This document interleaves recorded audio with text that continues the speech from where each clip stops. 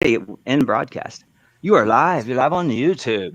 Hey, this has been a while. It really has been. I've never used StreamYard, really. Um, so I think we're good. I don't really Awesome. know. I'm trying I to mean, if watch you, now and see. yeah, if you can, I'm yeah, refreshing.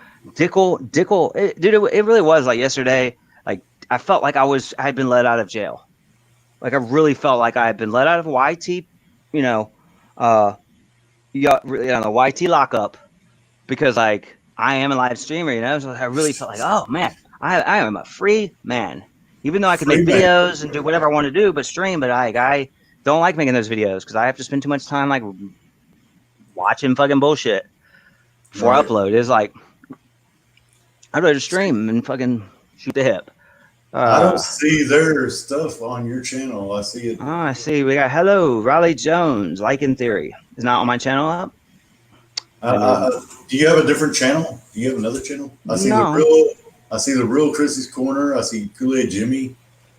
Oh, that's because that one wasn't. I don't know. I screwed up and made like that one through Oh, the studio, but that one was not. I couldn't do StreamYard through that one. Like oh, do I. you have the right link so I can give it to these other people? Oh yeah. That's that. See, that's where I screwed up. I've done StreamYard, and I guess you have to set it up through StreamYard from the jump, and I didn't do it correctly. Send me the right link in Messenger, and then I can send it to But these we other. should be live. Yeah, I got it. Let me. We are, but I'm seeing like a lot of people. I see like the real Chrissy Yeah, waiting. Corner. I 13 see. people waiting here. Yeah, I because got. that's the link I I sent got out too. five. I got Yeah. five in this other one, so I need to get them all together over here for you. Um. Yeah, I got you, man. Hold on. I don't even know what the new link is here. I Damn didn't it. realize there was two different links. I'm No, like it's waiting all on good. it. I'm waiting on It's us to all go good. live. I'm looking. I'm like, we ain't live, It's bro. all good. They're fine. Yeah.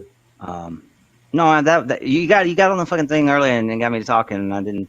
I knew No, I'm that I should sorry. have made sure that the stream because I just never done StreamYard before. I always do OBS, and even when I do StreamYard, I just do yeah. Um, Let me see if I can look up. I can't. I'm getting confused too. Okay, Dickle After Dark. The titles are the same. Yeah, it's just the one on the channel. That's all I got. Okay, hold on. I'm a little confused myself here. Let me try to figure it out. Hold on. I'm working on it. No, I got the link about put it in the messenger. I think that should be the right one. I think. I don't know, man. Ah, so that's it. See, I don't know. Oh yeah, okay. I love STD and JT. Awesome people. All right, yeah, we got Tim Pool Hat. Hopefully they can hear you. Hear you now. Okay, all right. At least we got people in the stream where you can hear. Pretty and camo, munching and chatting. Seshu, my not so friend, but my not so enemy neither. Seshu. Hopefully, Seshu. Hopefully, this stream itself will change your mind on your opinion that it seemed I'd struck my own channel. But before we get to the facts there, I did want to kind of talk about a little bit of something else, JT. I'm not moderated on your channel, so I can't drop a link. Well, yeah. What have you done to deserve that shit? I haven't done anything, so but here's the right link. Let me give you the right link so you can. Let me get to pull up. Oh yeah, that's the right link. You got the right link. Okay. All right. Like I had this argument a couple days ago, JT. It was hypothetically, we're friends, and we're even better friends than we are, right? We've been friends for a year or so. Maybe we're just online friends, but we've been friends a year ago. We talked privately. You could consider us pretty good friends. Someone makes a hate stream, a full-on drama hate stream, name, title, thumbnail, everything against me, right? And we're friends now. We're good friends, better friends than we are. And they make a hate stream all about me. Do you, as my friend, find yourself in that chat? Like, would you go into that chat and be active in the chat on a hate stream against me? Not active. I would try not to be active. By active, I would mean, multiple comments. Not necessarily maybe not agreeing with the streamer, but you're active in there. If I had any comments, it wouldn't be about you. That's for sure. Yeah. I don't think. I mean, I would hope not. because there was an argument I had, and there seems to be a very conflicting opinions across the community on kind of this unwritten etiquette. Because for me, I mean, I'm not a believer. You can support whoever you want. We are friends, John. You want to go support, Shangy? Dude, you can go ahead and support Shangy. You want to go ahead and support JB Gunner, dude, because you think his political because you think his political commentary is good, or you like his actions against the cuck. I ain't got no problem with that. Right. Now you end up on his comments, like agreeing with him on hate against me. That's something I need to reassess, like our friendship. But I mean, I'm not going to tell you can't support a man, because you don't have to support. It's like a thing on this platform and in drama that, like, if you support somebody, you support everything that ever. It's like Trump even. Right. Like, just because I voted for Trump does not mean that I support everything that comes out the man's mouth. Right. Correct. So the same thing on this platform is very much the same way. It's like if I'm seen in a chat supporting a person, or especially if donating, even if a small amount, and then that person, then I'm like accountable for everything that person says, at least in the near future. Right. Okay. And I don't really I don't know, like where the line is, of course, is odd, but like, I mean, what do you think about loyalty on the platform, though? I mean, do you think do you have friends? I think that it's gone all over the place to a certain degree, because I mean, it just seems to be very chaotic at the moment. I mean, if you look at 2020 has definitely been wild. Yeah. It's been, I mean, like lately, when everything has kind of started falling apart to a certain degree, I mean, it has been kind of all over the place. It really has. I mean, I can't tell who's doing what or what's what. And what honestly, the way I was talking about that too, is somebody's like, in this particular community, once ODN came out with the audio proof against the cook, and then and then all of a sudden it was like the cook just started to spiral to where he's literally at rock bottom now, and he's been that way for 3 months. $0 getting supported to him, and everybody's just playing bored. So even though JB and Jamie never really liked each other, they had a common enemy. Right. Same kind of thing. Lauren. And so did everybody else. So everybody was focused as, common. At least we have a common enemy. There's no reason for us to be enemies, because we can both have this enemy. Right. Well, once he kind of went down, and then you got you got the other side of the people that just, they just repeat the same shit, and they're just crazy as hell. Like SB and the people. Some of the people are just wild. I mean, it's like it gets gotten to the point with this COVID. I think plays a factor too, though. I think it does. I mean, people are getting pent up. People are on YouTube now 12 hours a day instead of 8, or 4 hours instead of 2 normally, because they got extra time and they can't leave their house. Right. So it's like people are finding, what is it? The devil, idle hands is the devil's playground, right? Oh, absolutely. What's that, tenfold online? Then, damn it. I mean, probably 1,000-fold. Yeah, I agree with you. It was kind of like everybody, even when there was like drama of people that didn't like each other, like it seems for months now, it's like everybody has drama. Like everybody has somebody they're feuding with right at this moment. It seems, like there's fires everywhere. Like you just walk outside and every fucking house is on fire. It's wild. I don't know.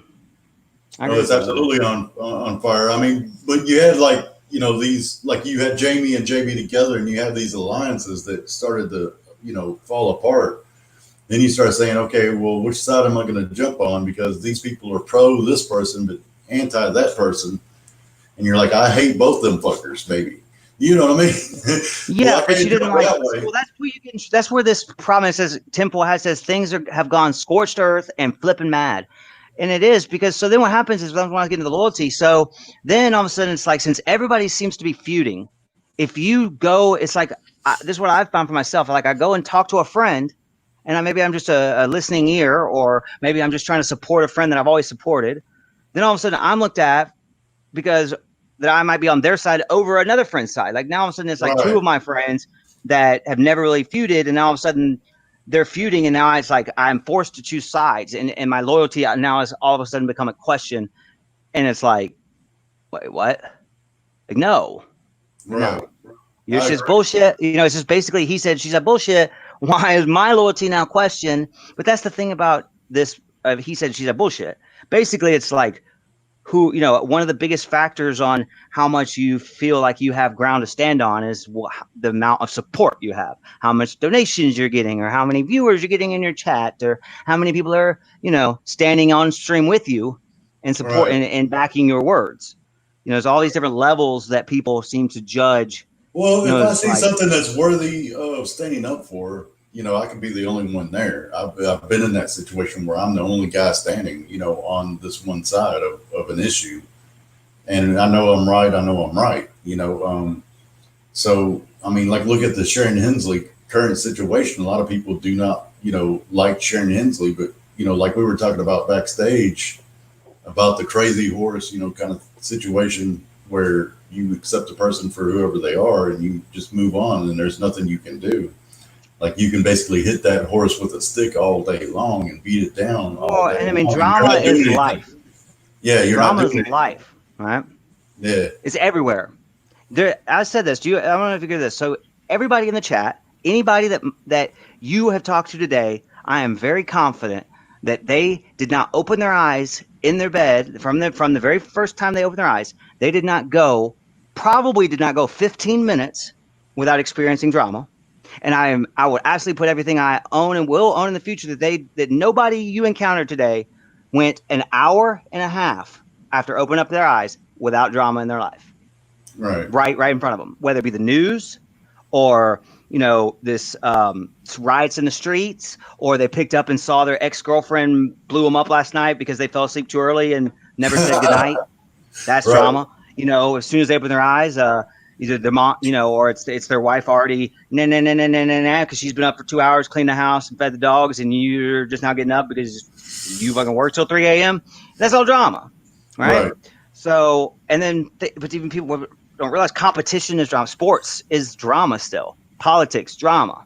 So everybody experiences drama all the time, but a lot of this drama in your life, you don't actually become like emotionally connected to. You don't get in the middle of it. He said, like, she's sports. Talking about Dr. Pepper. What? She's talking about Dr. Pepper. So, I mean, I was showing her my Dr. Pepper. It's like, yeah. But I mean, a lot of drama, whether it be on TV or whatever, you don't actually it's not emotionally or directly affecting your life for that particular day. So you can kind of dismiss it or whatever. But it's like, now that we're in this YouTube and everybody's entrenched in this terrible platform and they're all at home, it's like you're eventually going to walk into drama. You can't avoid it. And you're eventually going to, and everybody just kind of handles it differently. Are you going to blast someone? Are you going to just ignore it? Or are you going to try to diffuse it? A lot of people, everybody does it differently. But then when you're having to deal with it 3 times a day because you're on the platform twice as long, this is wild right now. I agree. It's hard to describe because I can't. I don't know. I probably had some drama fucking arguments, at least 4 today, I think. People that are my friends. Like literally, people that are, at least I guess they're allies. It's not, and it's just I don't know. Well, I don't know. I think that sometimes people shoot on each other and, they respond and maybe they shouldn't, I mean, I see that an awful lot, but, I say some people that have legit mental illness that people respond to. And that's why I said the terrible platform. I mean, it's it's the call out culture. Yeah. It's these people. I mean, how many people do you know that have, were never even creators, had no intention of being creators, but found a voice live streaming to stand up against drama, to support. Well, I mean, I came on the platform for different reasons and ended up in drama, but a lot of people have done that, and it's because you feel okay, since I now saw you do wrong against me, maybe you said that I looked fucking fat today, and it was nothing like that. They literally doxed me and did my background check, and then they called me a woman beater. I mean, but I am fucking fat. So I appreciate your compliment, though. Well, no. That's not what happened to me. I'm just saying that that's what they did to me. That's why I decided to come onto the platform, or ended up on the platform. I was a YouTube commenter. That seems to be a lot of people. They kind of feel that they don't have a voice. They're now maybe attacked, or there's somebody that is a creator, maybe. Is that what you're saying, right? Creators did this to you, and so you. The creator did that to a creator did that to me. I mean, I'll just say it was Susie. She did my background check and she put it out there in public, and she said, "Well, you're a violent man, you know, and that, you know, I beat this woman or whatever the case may be." Oh, I remember that. I remember that. Yeah. I said, well, I was not, you know, convicted of the crime. So I mean that's, and then I went on to Bruley Lawrence, and then I had to learn basically from Bruley Lawrence how to do the other things. You know, that's where I learned, you know, a lot. Well, I mean, you can't, and it's like this empowers people to feel that they have this voice, and then they act. That more people, like men specifically, don't usually act as like there's less men that act impulsively out of emotion than women. There's women, pretty much all of them do it, but men tend to be logical before they make this attack back, this clap back. But this platform has like allowed everybody to just feel like they need to, they have the means to, so they just go on a live stream, even if their information is not correct. Like they don't even do their homework to make sure they're correct on the situation. They just run and jump on the fucking platform, make a stream. There seems to be a lot of people that think that YouTube is their actual real life, and they forget about what their actual real life is. I mean, I've seen a lot of priorities, yeah. Well, I mean, absolutely. I'm just saying they think that YouTube is life. I mean, they literally that's true. Lose a certain amount of touch with reality. There's a disassociation with it because you can hit the red X and turn off your phone, and it doesn't affect your family and your crying baby. If you're a normal person, that would be the case. But there are people that this bullshit does affect your husband and your baby. Well, it's the ability to disassociate, because what we've have to realize over time with society is that what your relationships and how you treat them online are exactly how you treat them in everyday life. I argue all the time. Not me. The thing is, you have different. No, listen. There are those that do, but not me. No, everybody does. Everybody, hear me out real quick. Everybody treats their online relationships the same way they do in their everyday relationships. The only difference is because of the means of communication, you use different. You may use different like means to communicate. You may use different tactics. You may not think of. But the thing is, you're not friends with everybody you meet in the real world. You can't. I mean, every emotion, every action, every behavior that you might make on this platform, you've probably already made in your real life against a stranger, against your coworker, against your ex-wife. You've made the same moves, whether you realize it or not, because you feel like it's a different world. It's the ability to disassociate that's actually causing this in your head. So tell me what's the difference? The people online, you seem to dehumanize. I've seen a lot of dehumanization. Now I've tried to rehumanize them to almost like it's a make sure to remind myself these are real people. You know, you can't be like the asshole that you are, because I'm more of an asshole online by far than I ever am in real life. Newsflash! I didn't know you're a keyboard warrior. Is that? Right. Well, I mean, so what are you a fucking poussoir in real life? Is that what you're saying? I wouldn't say I'm a poussoir, but I definitely do not behave the same way. Not as aggressive, maybe, or oh yeah, way less aggressive, far less aggressive. You know, if I was in real life, I would. I mean, unless I had to be. I mean, there's always those situations in real life where you have to have a certain level of aggression. But it's the platform that makes it so. If I talk about you on the platform, even in a live stream, like we're in the same chat, and I'm like, JT, I fucking hate you. You're a fucking faggot ass motherfucking bitch. I would never say that. You're not gonna think well. I'm saying if I said that, I'm saying if I did say that to you in a chat, you're gonna interpret that much differently and behave much differently than if I saw you on the fucking street and I said, I'd whip your ass. JT, you're a fucking motherfucking bitch, bro. Fuck you. And you are gonna treat those situations differently, of course. Obviously. Right? That's what you're saying. You would treat those those as a similar situation or the same situation in two different, like I don't want to say atmosphere, two different. I mean, it's really not the same situation at all. Though. That's my point, though. It's not the same situation at all. It is a different situation. Well, but yet you are receiving it. You would probably be less likely to come up to somebody and say, "You're a bitch, bro, and I fucking hate you." You probably fucking be likely to do that. And if with all these people with this fake, I'm gonna pull up on you. Yeah, well, that too. You probably. If I fucking said that to a high school, like I have a high school enemy, right? This guy I know, I've known him for a while. He lives in my town. I don't know where he lives right now, But if I fucking, called him up and told him that, I mean, he probably ended up on my doorstep. Right. Or he knew where, he knows where I go to church, or he knows, you know what I mean? We'd end up running into each other. If I all of a sudden started beef with this guy I've had beef with for 20 years, we'd end Right. up seeing each other within the next week. I You know what I mean? If it guarantee, was like I that. guarantee that in real life it would be a totally different story with a lot of these conflicts. Absolutely, that they would, and not to mention they would leave that person alone a lot of times whenever they want to be left alone. I mean, you may know What I always all wonder is this like, so negative shit. Like I see a lot if of I was to go, stalking. where A do lot you of live, JT? Texas. What state? Okay, you live in Texas. So I live in Georgia. If I was that beef with you, it would cost, and I decided that I'm the one most pissed off, and I'm gonna come and pull up on you. What is it going to Right. cost me to pull up on you financially? It's going to cost me probably at least $300.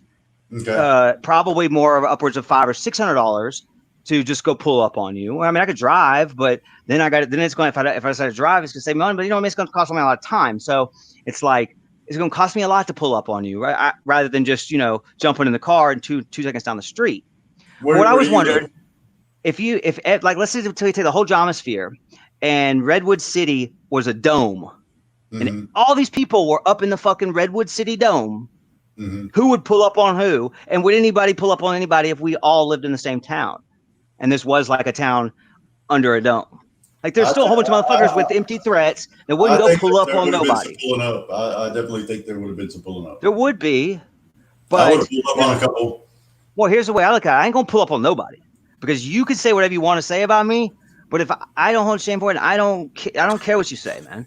You want unless my family is threatened, my livelihood, my family is directly physically threatened, their life or health, then you say whatever the Well, fuck you want to say what do about I me, mean? bro. I really don't care. What do I, Not what do enough I where mean I'm by gonna pull pull up up on though? you, What do but you mean that's by pull up though? I mean, oh, because I'm what talking. I mean Okay, by so pull up, what I'm saying is I don't care about anybody on the platform. Nobody's gonna piss me off enough to where I'm gonna go pull up on them. But if you feel that way, you pull up on me. right there, I always say you can come to my doorstep, like the right? Mad Come to my Shaggy doorstep. channel. I want to pull up and snuggle with JT. See, that's what I mean. Well, It's this a is different come meet me in gig. a neutral place. Come meet me in the parking lot. Like, no, dude, I'm not gonna do that. If you want to come to my house where I have the advantage, then you can come pull up on my doorstep because I got the advantage. You ain't gonna do shit. I'm already gonna be waiting for you, Well, ready for you.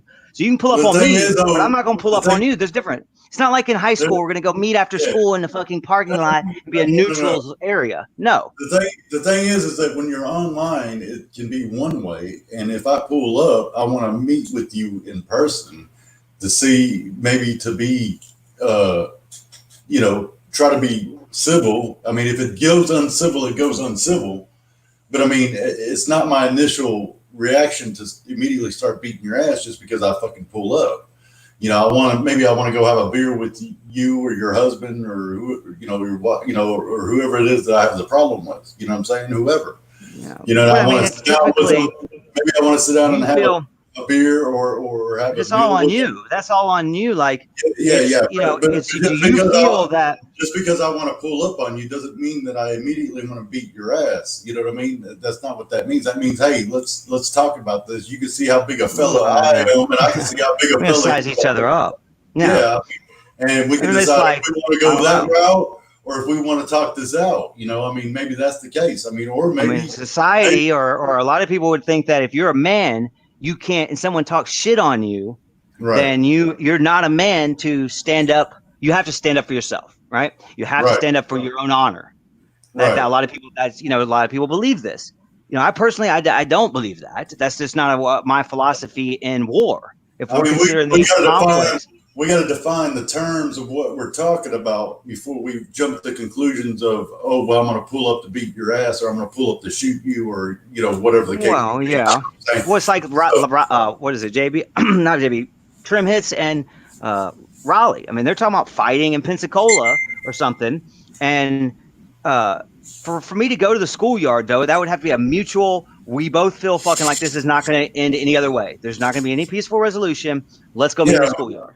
but just because that's the case, there is a chance that the two of them may look at each other and say, I don't really want to fight you. Let's go try to have a discussion first. And then if we want to take it to the fucking, octagon, we can fucking do that. You know, um, if we can't work this out face to face, because like I said, a face to face conversation can go a whole lot differently than an online one. You will not understand somebody's perspective, you know, sometimes, and sometimes they have a very different perspective. You know, we'll take a quick turn on this fact that feminism is empowered women. The online situation has empowered women to create this gender male emasculation and men and female female masculinity. So it's like so these women feel like they can talk on us men the same way, and now there's a lot of men that think they can talk to women the same way they do men, right? And that these conflicts are all now handled the same way because nobody's gonna pull up on nobody. So women and men versus women versus men, women versus women is all the same, right? But in real life, it wouldn't be that way because of a whole different reasons. So it's like got to this point now where it's just like that's part of the problem. Well, it's like with me, you don't know that. I like for the police or calling like outside forces. I always believe JT. No, you got a problem with me. I got a problem with you. Let's go to the fucking yard. You may whoop my ass today, but tomorrow it's over. Well, I have to accept the fact that you just whooped my ass in the yard. I agree that it can go there. It absolutely can. But I learned from whenever I met like Susie in real life, for example, the person that we just got done talking about, that when we met in person, the whole dynamic of what goes on online was totally fucking different. I think that if we had met in person day one, that it would not have gone in the direction that it had went. You know, because whenever I'm saying, she's like, well, why are you saying this? Why are you saying that? Why are you saying this? There's never any like goal. There's never any success. Nobody ever feels like I got you. So like if we go in the yard, we fight. I end up knocked out. We don't go. Me and you don't go fight in the yard again tomorrow, and then again tomorrow, and then again the next day. No, you basically won that whole conflict because you knocked me out. Right. But this online situation is always like I told you offline. The person that acts out first is always behind because they're always the one having to step it up. And where's the end game? There is no CPS. Is that not enough? Because nothing actually ends up harming people because you can only be harmed by what you let harm you. Right. As far as your mental state, your image online, your livelihood, all of that is only affected if you let it affect you. Right. Now, of course, you cannot protect your child. You know, there are things that, you know, are different, but as far as what I've seen, I mean, it only hurts you if you let it. Right. It's like JB's got all this fucking hate on me, made 2 hours of hate content against me, and I've said 2 negative sentences about him. But I haven't watched the shit, motherfucker. He don't believe it. He believes I gotta watch everything. Jamie probably watches all his hate. I don't know what you do, but like I don't watch the shit. So like I literally, if I watched there's one stream he does an hour or basically 2 streams is right about an hour. And then there's a couple small videos. If I watched the first 10 minutes and I heard on each stream and I already heard it 10 months ago when he fucking did the shit to me, it's the same fucking shit. So why am I going to watch an hour of a fucking shit that I now know in the first 5 minutes? I now know that it is going to be just as beneficial to me as it was 2 months ago. It may be new criticism, new hate, but I know now in 5 minutes that he's not going to say anything that's going to benefit me regardless of what he says because I did watch 10 months ago. So I don't need to watch all this bullshit now. And he's all like, no, you know, you're fucking watch. They always talk to each other. Well, 99.1, it's not going to change your mind or change you as a person, whatever they have to say. I mean, it's just not going to. I mean, it does affect people, but it's how much you want it to. What are your insecurities? Angle, it doesn't change who they are as a person a lot of times. Well, and not immediately for sure. But alert to anybody out there that now, future, past may have beef against me. You want to make videos against me? Then sure, just don't talk to me on the video because you're fucking talking to yourself. I promise you. Right. Promise you. If you're on a video talking to me and it's hate, you're talking to your motherfucking self. Because I ain't watching. Right.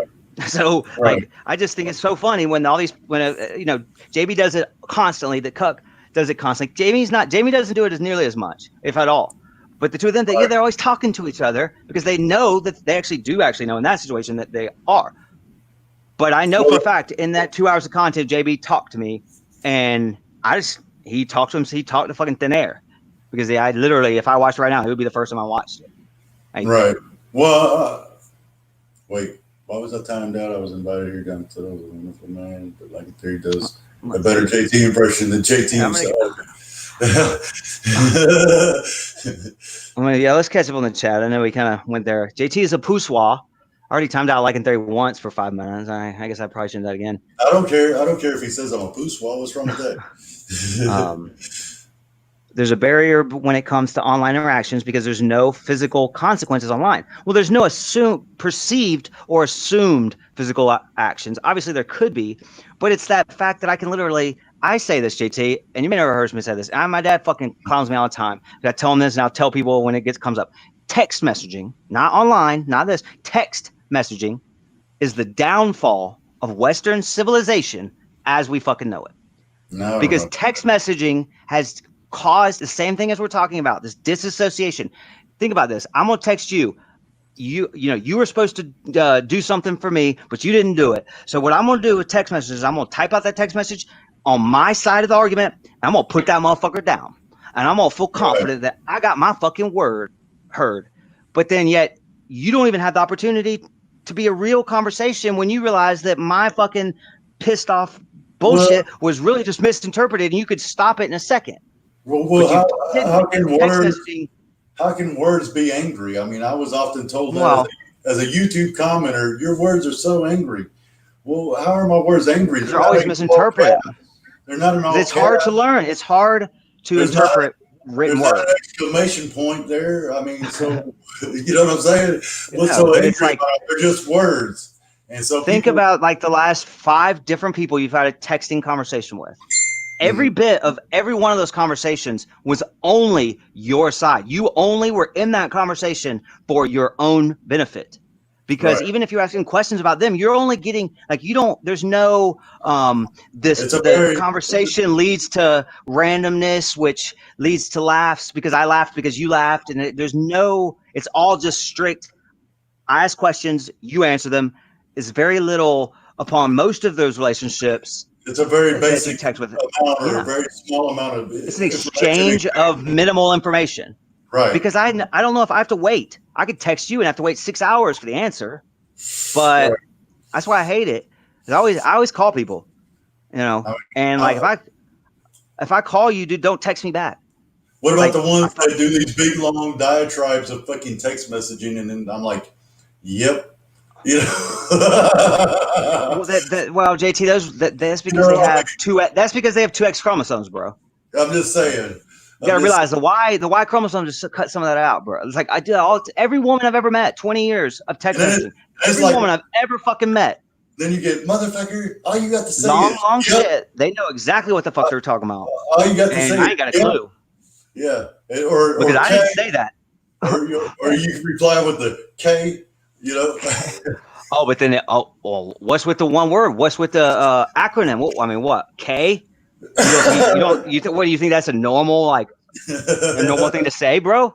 Like, no, it's okay. No, it's just that way. Every woman I've ever met, man. I've never met a woman. I always just get this too. Like, I've never met a woman. Novel. It's like a novel of a fucking text message. I'm like, and then you read through it and you're like, it's not really saying a whole lot. And you're like, and then you just hit K. And then you hit send, and then you're like, you're done. But see, here's what I always get. Like, I'm at work, right? I need to go to this truck for a tool. Right. So I have the amount of time that I walk out of the building to the truck, but then I have to get the tool. Then I have the amount of time I walk from the truck back to the building. I may be able to pick it up. I may be able to jump in a live stream during that time. I might walk in and I might jump in a live stream, but I can't even figure out what the streamer's doing. I'm just going to kind of say hey to some friends and be out. Or in a text message situation, I get all this long shit from some girl, and it's like all this fucking shit. Well, I feel like I just read it, so I want to give a genuine, like, in-depth return. So, but then I can't. I don't have the time, or I'm like, I get halfway, and I'm like, my boss calls me, and I'm like, fuck, all right, and I erase it, and I go, well, I can't say that because if I don't explain it all, then I can't say that. Yep, okay, K. And then all of a sudden, well, I mean, come on, I shared all of my fucking emotions. And that's all I got back. Dude, I couldn't. I couldn't at the time. Right. I wanted to wait until I had the appropriate time to communicate effectively. Right. It's like, Or maybe But then do they it assume face to because face because I don't understand. but that's what the hell whole you're thing about talking it. You're only doing it for your side because Right. you're assuming that they're in a similar situation or that they had the same emotions or interpreted it the same way you did. They didn't. Regardless, and they didn't because they can't because they're not you. Right. You know, it's just ridiculous. I've never been a woman that have you ever? I'm sure I know you've gotten this without even me. I know you have. A woman's like gets all emotional and writes you one all that shit, and I'm like, why didn't you just call me? Like you didn't call, like, or I did the K, and I'm like, well, if it was that important to you, why didn't you call? Right. Well, I don't want to bother you. Like what? What do you bother me? Like what? Well, I'm Like reading this just big calling long someone. diatribe of shit. I mean, what'd you Yeah, think? exactly. I'm gonna spend an hour reading this fucking text message, but calling me picking. That's why I tell girls, I'm like, well, I could be giving birth to Jesus Christ Himself. Take my phone out of my pocket, realize I'm giving birth to Jesus Christ, hit silent, put it back in my pocket, and still give birth to Jesus Christ, and then I'll call you, girl, when there's a new savior of this fucking world. That's right. Because like I can never be busy. I can never be too busy because the information that you felt, the information that you did not text, you decided to call, tells me a whole lot. It tells me that it's more important. It's definitely worth a call back as soon as I am available. Like, why would you wouldn't just call if just out of fucking, you might, your girlfriend, your wife, whatever. But typically that gives me a lot more information when you at least attempted a call or 2 calls or 5 calls in 20 minutes. That gives me a lot more information. But you just send all these texts and I'm like, okay. And then I got to sit here and read them. And then is that serious? I don't know. I mean, fuck. She was mad about that yesterday, but then she said she wasn't mad. So is she mad again, or is she just bringing up the same situation to prove a point? I can't fucking tell. I think the bitch is just repeating herself. That's what I end up thinking. I think they're from fucking Jupiter. I don't know. I don't know either. I don't know. It takes a long time to train a woman. You know, you go from a completely untrained, you know, it's kind of like training them horses. You know, you go from a completely untrained motherfucker to this, you know, quarter horse over here, this professional quarter horse. You know, it takes a long time to get them over to that area. So, I mean, and it takes a daily, you know, working on, you know, to where they can shorten them fucking text messages down, you know. I mean, that's why you got to pull that, you know, the Matthew McConaughey, man. Effectively communicate with you, you know what I mean? Because you're like, I didn't read none of that shit. It was too fucking long. You got to shorten that shit up. I'm a fucking man. I don't have time for your fucking shit. But it doesn't matter. You tell them that. Oh, I tell them that over and over again how I am. I'm gonna tell you how I am. I don't like, you know, and I literally in the beginning of a relationship, I'm like, don't text me. Don't rely on text. I don't like to be connected to the world. I let my phone die. I leave it on the charger, all because I don't want to like feel like, you know, anybody can just text me all the time. You know, they need, you know, YouTube help, or that I should be, that just because you have your phone in your pocket all the time means that I should have responded by now because, and you know what I mean? Even if it's just a dude or someone looking for my help. Like if it's a girl, your wife, your kids, yes, you should some way be connected to them for emergency purposes or whatever. But just random people online want to pull the same fucking like expectations of like that I should be available, like, you know, all the time for them. If it goes beyond 2 sentences, don't bother fucking texting it. It's a call me situation. Yeah. Yeah. I don't know. It's man, it's crazy.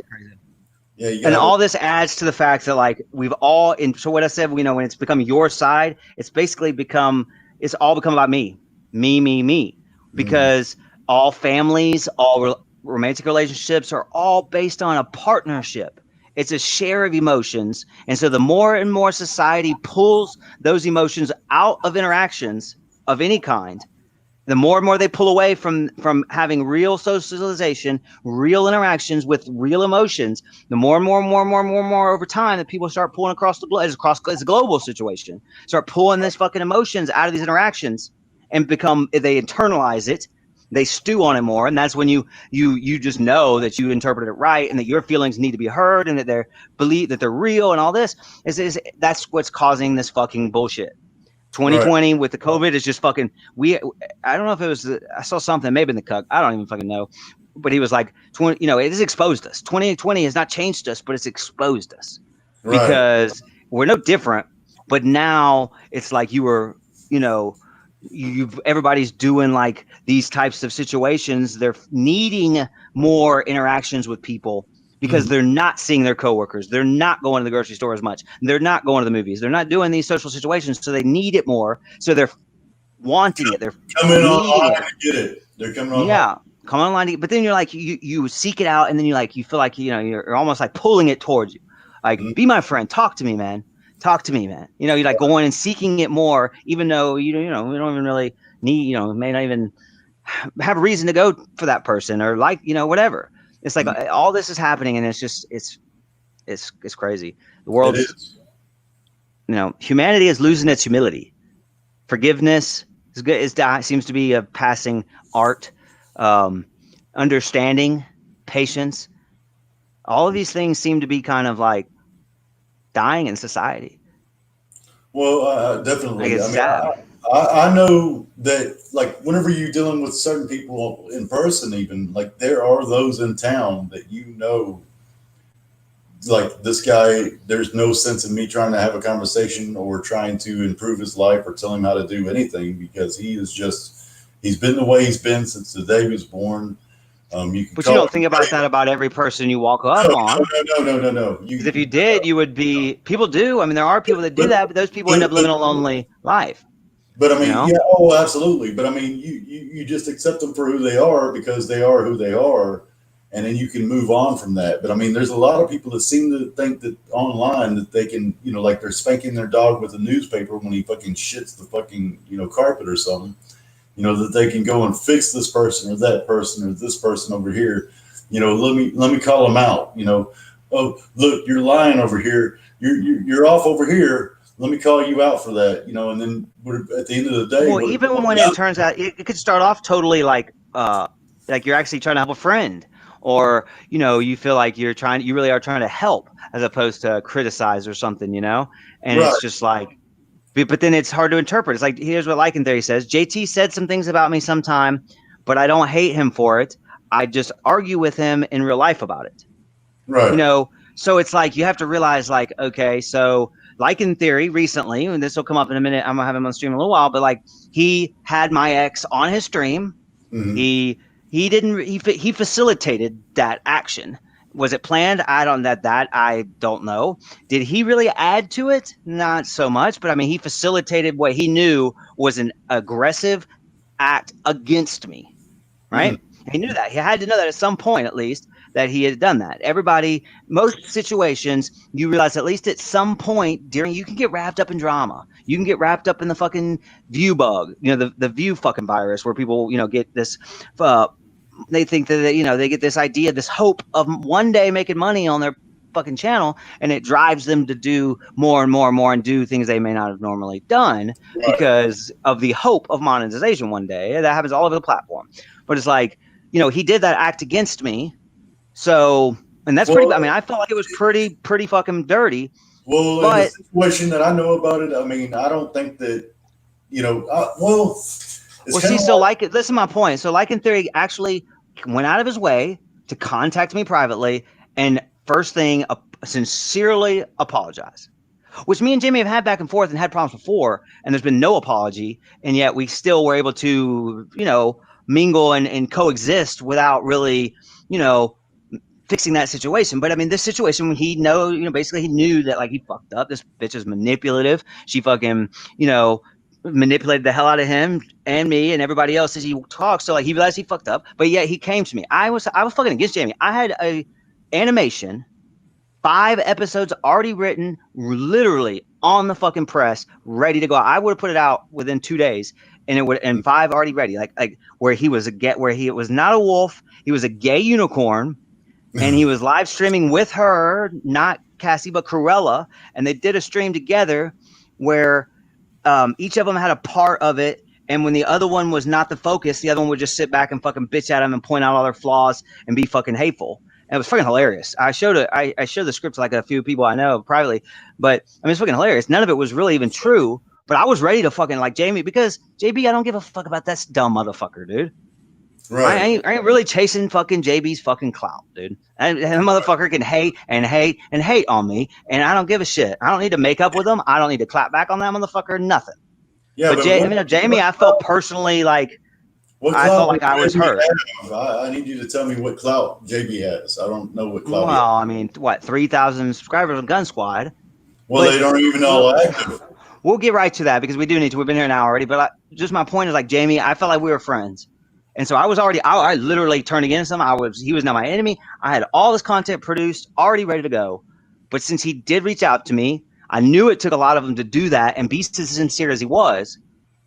What am I gonna do, bro? No. He fucking dude went out of his way. I did think we were friends. Maybe we got to a point where I thought he was my enemy, but then he fucking manned up, fucking contacted me, openly fucking like apologized, which was obviously hard for him. I would have been hard for probably would have been hard for me to admit all that too. So it's like, no, as fucking people, humans, with our humility, I fucking forgive the motherfucker. He could go do it again, and if he shows the same remorse. And definitely, if you show true repentance, you're forgiven. Well, with Jamie, you don't have to worry about what woman he's with. He's only going to be with her for a month, and then he's going to dump her.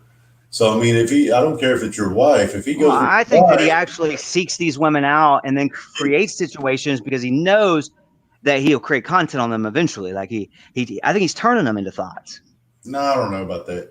I mean, in a month, he's going to be done with him. He has his fucking flavor of the month. He's a flavor of the month kind of guy. Honestly, I'm definitely not that way. I'm a one man guy. I'm a one woman guy, and I don't, once my focus is on a woman, that's it. He's a one woman guy. Plays the field. It's just a one woman every month. You know what I mean? Well, it's always like you look at Chipper Jones. The difference in God, what's the shortstop for the Yankees? Derek Jeter. Dude was a lifetime player. Dude's a lifetime fucking womanizer. But since he never did it against a married woman, there's nothing wrong with that. Right. He could date a new woman every day. And just because the woman gets feelings doesn't mean that Derek Jeter's in the wrong. Say I like Chrissy's Corner, for example, right? And let's say now, don't be jumping up on my mind. I'm just saying, let's say that I wanted to date Chrissy's Corner, for example, right there. Now, if Like in Theory had just started dating her. No, we're not blind, Aussie. Then all of a sudden I know, Chrissy's Corner is single, so all I got to do is wait a month, and then I can date her, because then he's going to dump her in a month. You know what I mean? It's going to happen.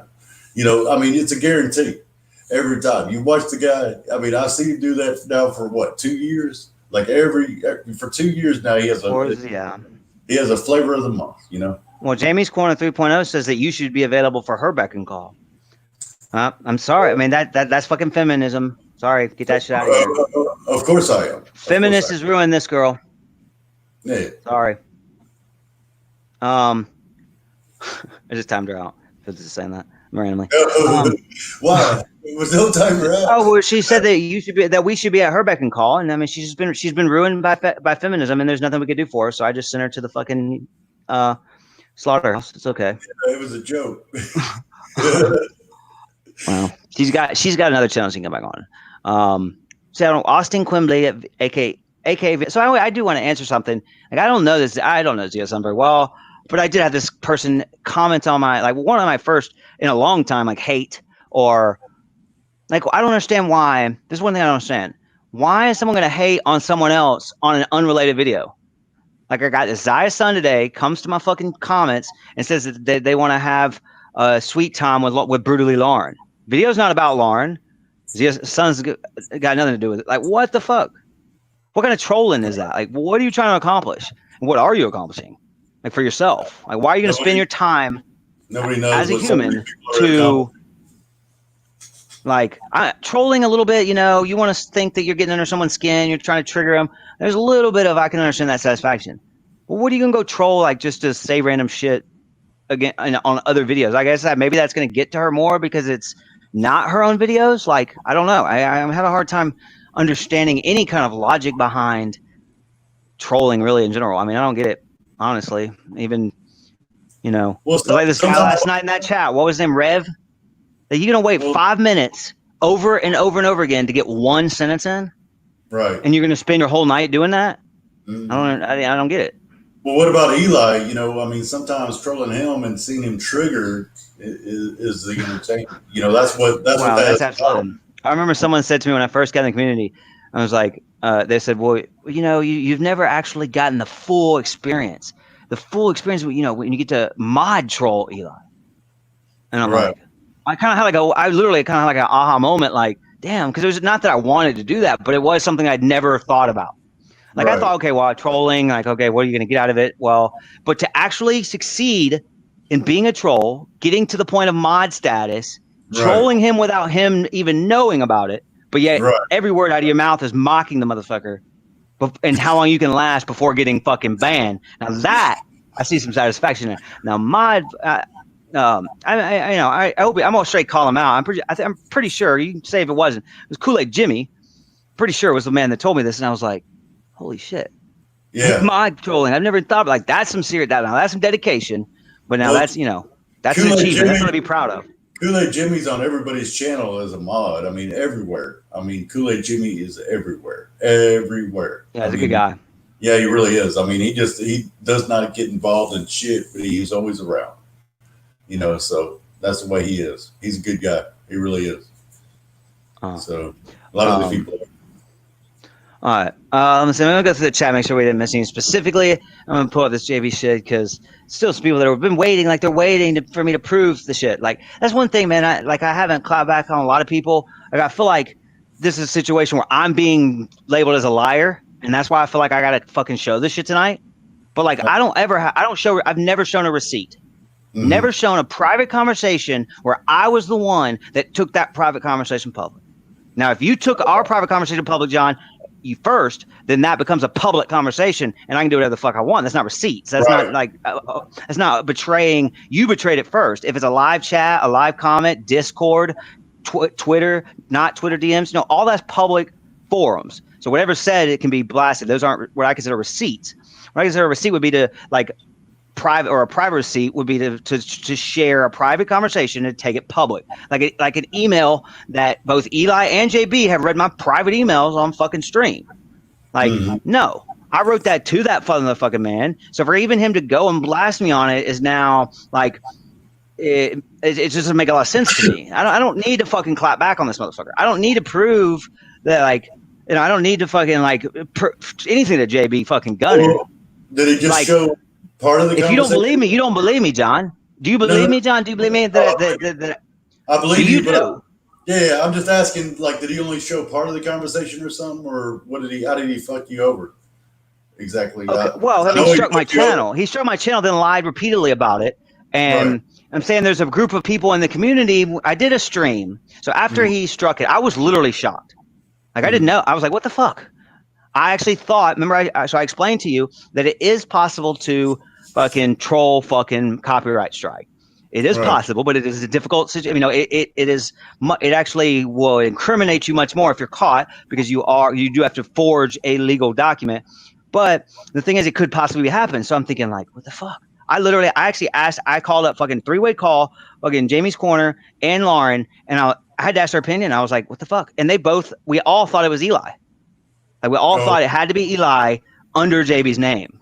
I don't know. Like because of all the things we gathered, all the things we thought like that JB wouldn't do it. Now that Lauren's not really been Gun Squad, but I mean Jamie's Corner was Gun Squad at the time, loyal Gun Squad, and so they both of them. I don't know JB Gunner. I haven't fucking been a subscriber of his since he fucking trolled me 2 months ago, a year ago now. So like I don't watch him. I hadn't, and so like I didn't. They know him better than I do. Lauren fucking grew up with him, whatever. So I asked these two women, and they both thought no way that JB did this. That's what came out of their mouth. There's no way JB did this. It's against everything I know. It's got to be the cup. Right. Well, I would think that too, but he did something with my channel whenever I shot on him that one time. I mean, I had never really been flagged at all, and somebody flagged it as, oh well, this needs to be an 18 or over channel. I mean, somebody did that. I mean, I don't know who did it. Well, now that's something that anybody can do against you, though. Right. And see, like this is what people need to realize, and I'm saying this now. It had never happened before. I'd made 1,000 fucking videos before. Well, but then there are people that will take advantage of. And then all of a sudden, it's like when I got accused of being a pedo, though, John. Okay, when I got accused of being a pedo, the man that actually worked with my two exes, of course, that's just fresh and still drama, goddamn public.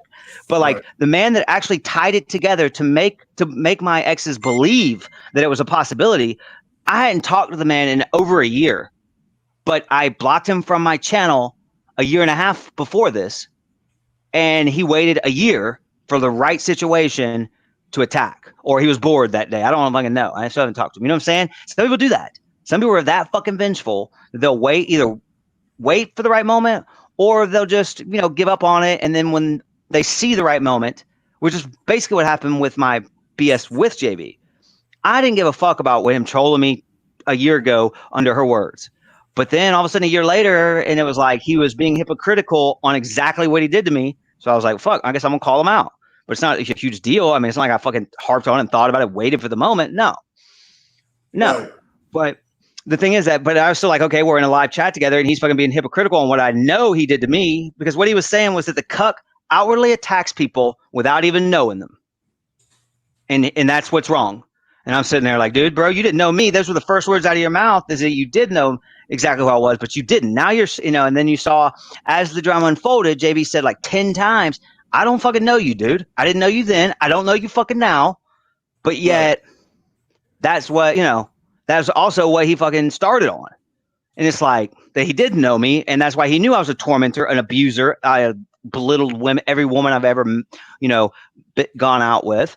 And it's like, okay, which none of that really bothers me a whole lot. I just happen to random bring this up.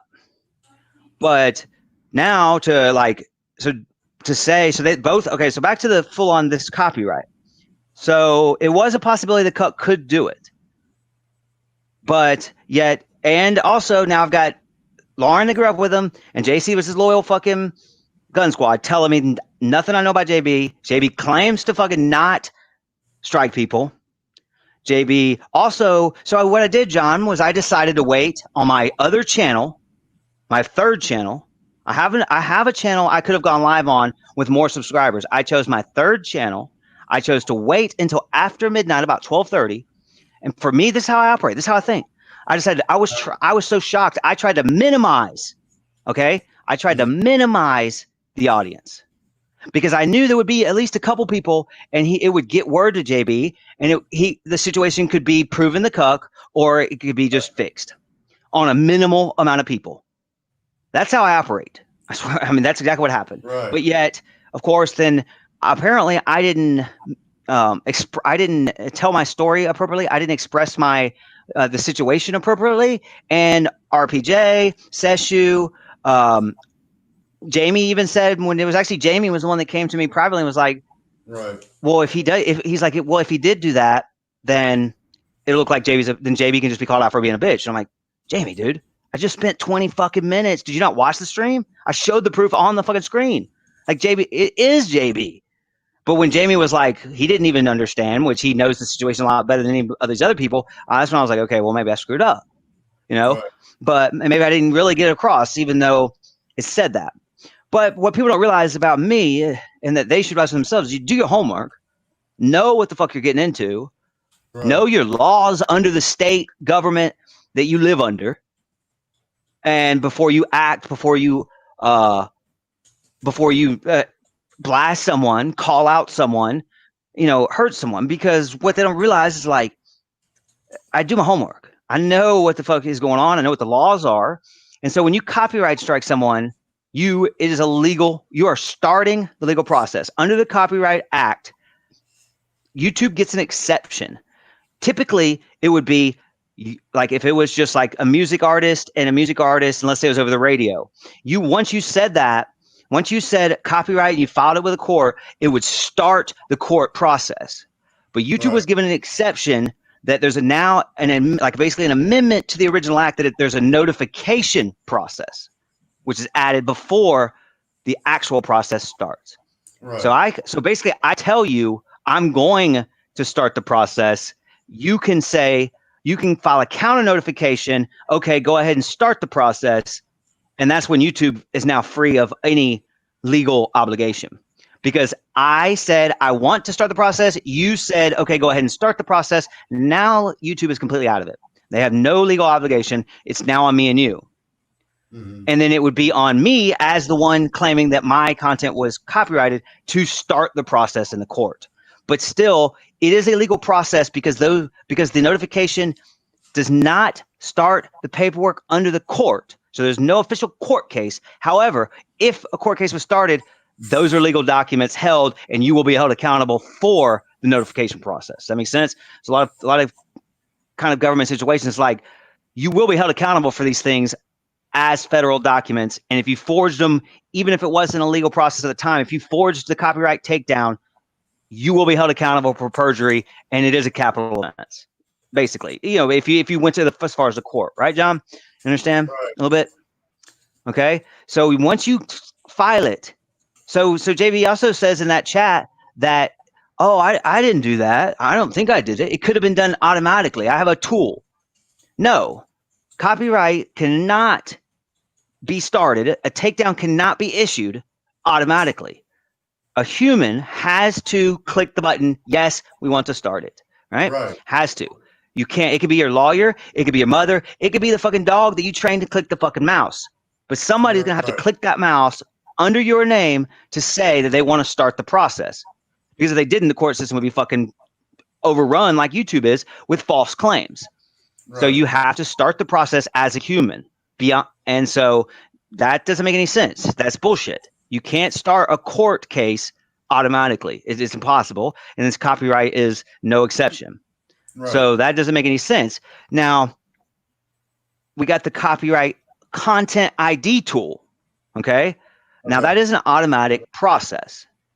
The Cuck talks about it all the time. The community knows what the content ID tool is. Everybody that has ever uploaded any music on YouTube understands what the copyright content ID tool is. It's just you get an email that says, hey, you played fucking Eminem's song. He's going to monetize your video. You're not getting a strike. That's the content ID tool. It's automatically flagging your content. Of course, you can say, okay, I allowed JT to use my content. Don't strike him. Don't do anything. You can do that. But that's just a notification. That's not the content ID tool is nothing but notify the people that, hey, we believe this to be copyright. Do you want to start the process? You can click yes or no, basically. So it is automatic, but it does not start the process at all. Now, let me make it the proof that, so you got the content ID tool. The content ID tool is basically nothing. It doesn't, when you actually get a takedown, it's not even involved at all because it's actually before the process, right? But let me get the screenshots. If you go to your studio, if you have a copyright strike against you, and you go to your studio, and you click on the video, it'll pop up and say you have a strike, and it'll say by takedown notice, and then they have to, by legal under the Federal Copyright Act, they have to give you what they believe to be copyright. So the material they believe copyrighted. They also have to give you their name, government name has to be given, and a way to be contacted. Okay, those are three things that under the Federal Act have to be done. I have to tell you what I think is copyright. I have to give you my name, and I have to give you means to contact me about it before it goes to the court. So you have an ability to come to me and say, hey, this is actually not yours, dude. It sounds like it, but this is fucking gospel, not fucking rap, similar tune. You know what I'm saying? You can do that. That also tries to keep the court systems not fucking locked up on bullshit. So those two things have to happen. If you were to give your channel and not your fucking name, then if you don't give your government, there was a guy that struck fucking Fan Channel. He was there a minute ago, Fan Channel, but he gave his channel name, not his government name. Struck 3 times, terminated Fan Channel's whole channel because it was 3 strikes real quick, but he used his fake name. He used his channel name. Well, that is now a incorrect, incomplete takedown notification or takedown request. So that since it is a federal government binding document, it was filled out incorrectly. Therefore, it is null and void. There is no case. There is no redo. There is also double jeopardy is in play. Mm-hmm. So if you are accused of copyright, but they filled out the forms incorrectly, they cannot copyright the same video for the same content again. They can't just go fix the fucking form and come at you again for the same content. They could claim the same content as different content, and that might work, but they can't claim this. Double jeopardy is in play. So he got his channel, Fan Channel ended up getting his channel back. And of course, the guy didn't get any consequence against it, but he couldn't go and refill out the forms under his government name. That is, double jeopardy is in effect. So there's that as well. I mean, you got to realize these are all government. It just seems like YouTube, and you just go into your studio and you click, oh, strike this motherfucker. You know, what did somebody told me Eli had what 85 videos or something that he struck down? I wouldn't and it's like, you just think it's like what Seshu said, I mean, what we talk about the whole time. People look at this as not real life, right? Not a real, like a different, actions are different than if they were in real life. However, when you're talking about a court legal process, you've got to realize every action taken online in a legal process with litigation pending is just as if it was in real life. You know, eventually Susie, and didn't you go to the, you eventually had to go to the court. Eventually she had to go file it with the court in person. Cuck did it too, I think, or whatever. He was talking about $10,000 to fucking whatever. I know Susie had to go defend herself one time when she had to go drive fucking across state and go file the paperwork in person, even though it's an online situation. But, you know, it's still everything you do towards that, you are being held accountable as if it was, you know, I fucking punched you in the face in the courtyard. You know what I'm saying? Like it's just, if it's a legal process, it is that way. Right. So it can't be done automatically. And also it was, I'm gonna say, I gotta pull this screenshot before I just talk on it too much. But what I showed the last time was that it's under JBGunner@gmail.com. Right.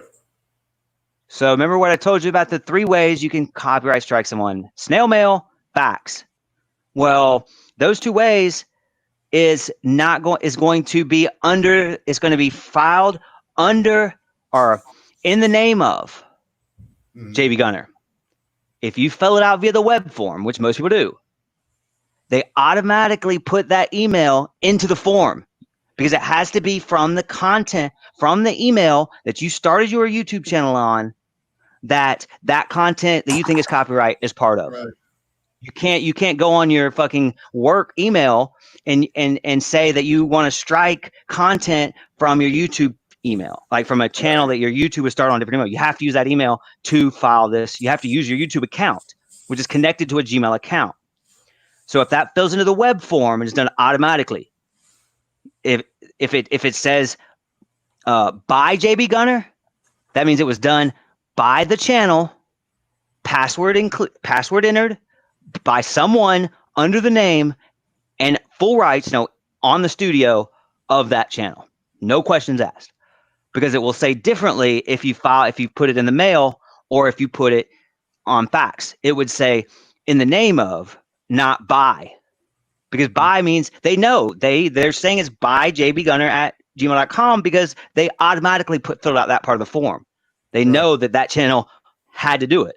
But they don't know that the other ways, because I could fill it in, send it into snail mail, and I could send it in from fucking Mars.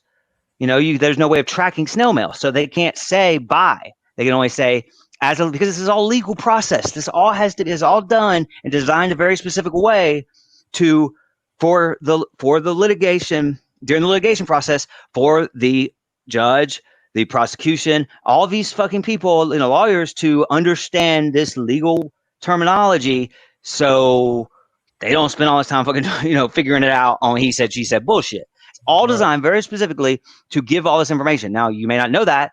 You may not see this because you can't really, you may take a deep Google search. I'm not worried about, people doing my shit or stealing my content or fucking with my brand. Well, then he goes and claims that it's not him. Well, that's true too. You gotta hurt my brand. So I don't worry about this kind of shit. So yeah, I don't know about this shit. Well, so I mean, so then I literally thought, so back to the stream, I literally thought it was a fucking accident.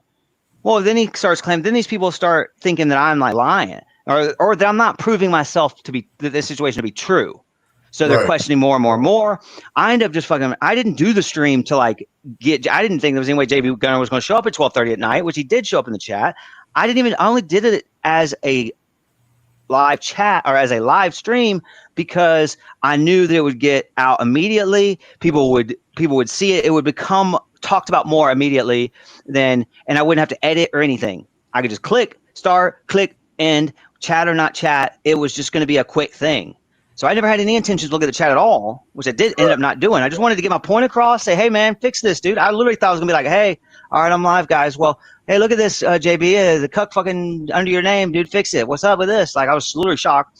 Ended up going on to say my point, but I didn't address like these questions. So then people started assuming that was like because I was trying to hide it or what's going on, you know. And then I'll give the most respect to RPJ, because RPJ did say, when I went back and read the comments in the chat, he said, we are for, it doesn't matter what we think of you, him, she, or I, in a drama sphere, in this drama world on YouTube, we are trained to question everything we see without proof of receipts. Doesn't matter whether it's from, you know, a person we know as our friend or an enemy. We question everybody until proven. Basically, if you're going to make it public, then you need to prove it. Right. What he was saying, you know what I'm saying? Because if you're going to make it public, then you need to prove it, or we're going to question you to an extent because we're trained that way. It's not that we think you're a bad guy. It's just that, you know, we have to question everybody, and we don't know you that much better than we know Jamie. Well, because at first I was like, all these fucking like people are coming at me, and like, you know, there were people in the chat like accusing me of being a liar, of me striking my own channel, and I thought I proved the point, but I didn't even really mean to. I didn't want to show the proof. I had no intention of doing that because that was not the way I started my head, right? So it's out of control. Well, that's when he said, JB Gunner says, "Oh well, yeah. I mean, he says, you know, in the change, like, oh, I didn't do that. Could have been done automatically, but nah, I don't think I did that." And then and then it goes on, and of course, Jamie or JC.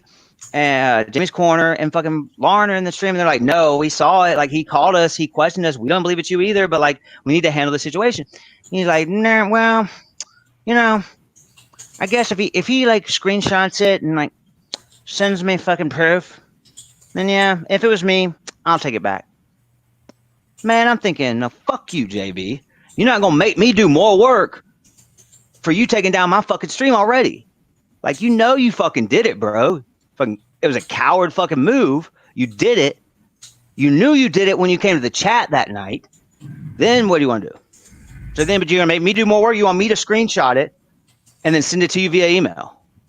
And then if I can prove it to you via email, you'll take it down. No, fuck you, buddy. You already took it down. You know you did. All you gotta do is a couple clicks to your studio and fucking see it, JB. So I didn't fucking send him shit on email. And you know, of course, he didn't fucking take it down. And here we are today.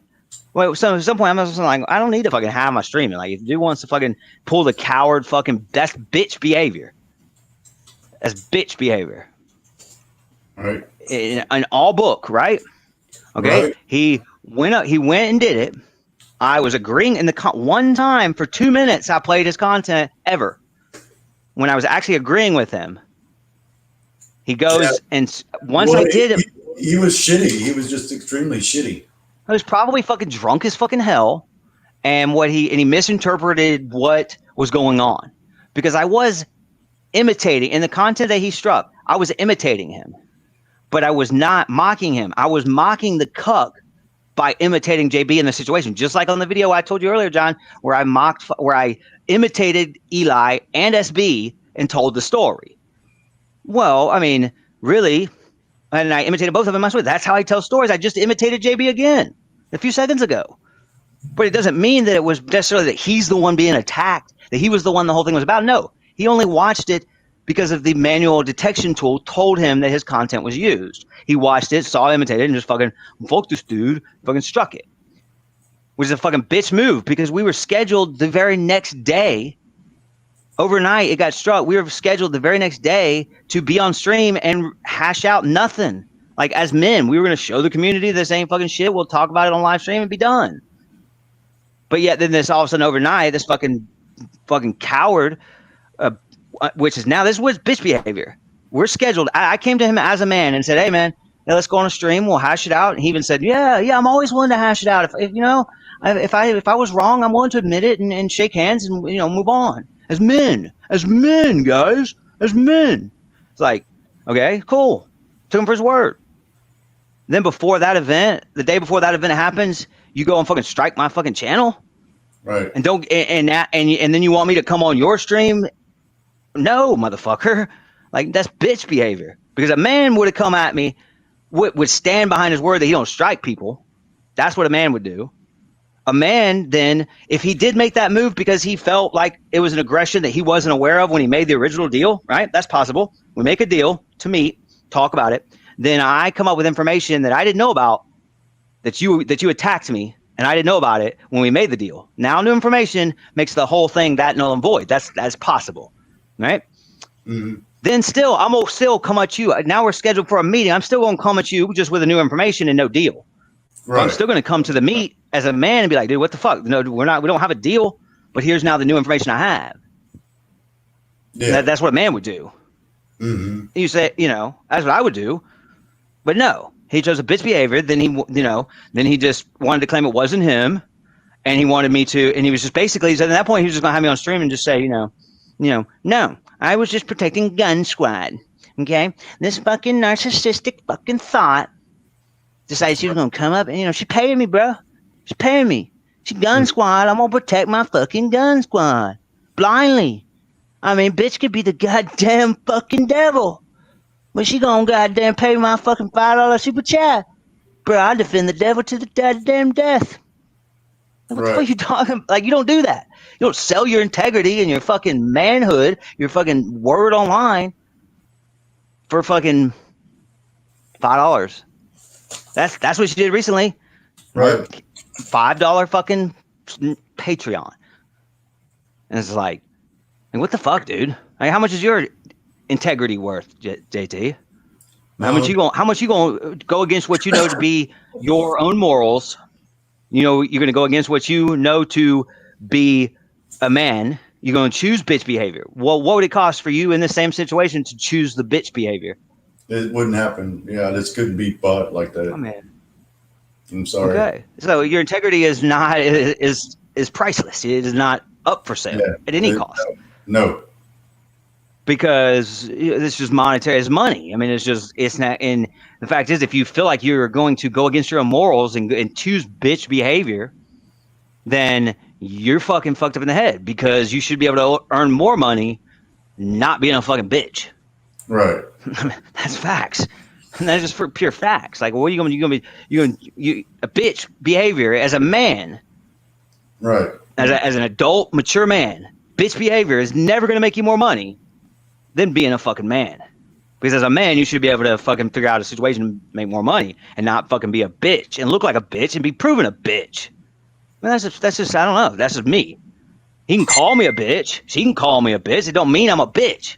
Because I ain't pulled no bitch fucking behavior. I mean, I ain't pulling no bitch moves. This motherfucker, obviously, I'm not the only one. I'm not the only one to fucking prove it wrong. Dude's a bitch. Mm-hmm. He's chosen, maybe he's not a bitch, but he's chosen bitch behavior time and time again. Right. He lies on the platform. I mean, what else? I don't know. If it fucking looks like a bitch, walks like a bitch, and quacks like a bitch, is a fucking bitch. I know. Well, he is. Yeah, absolutely. I mean, I just don't understand how anybody would see him any differently.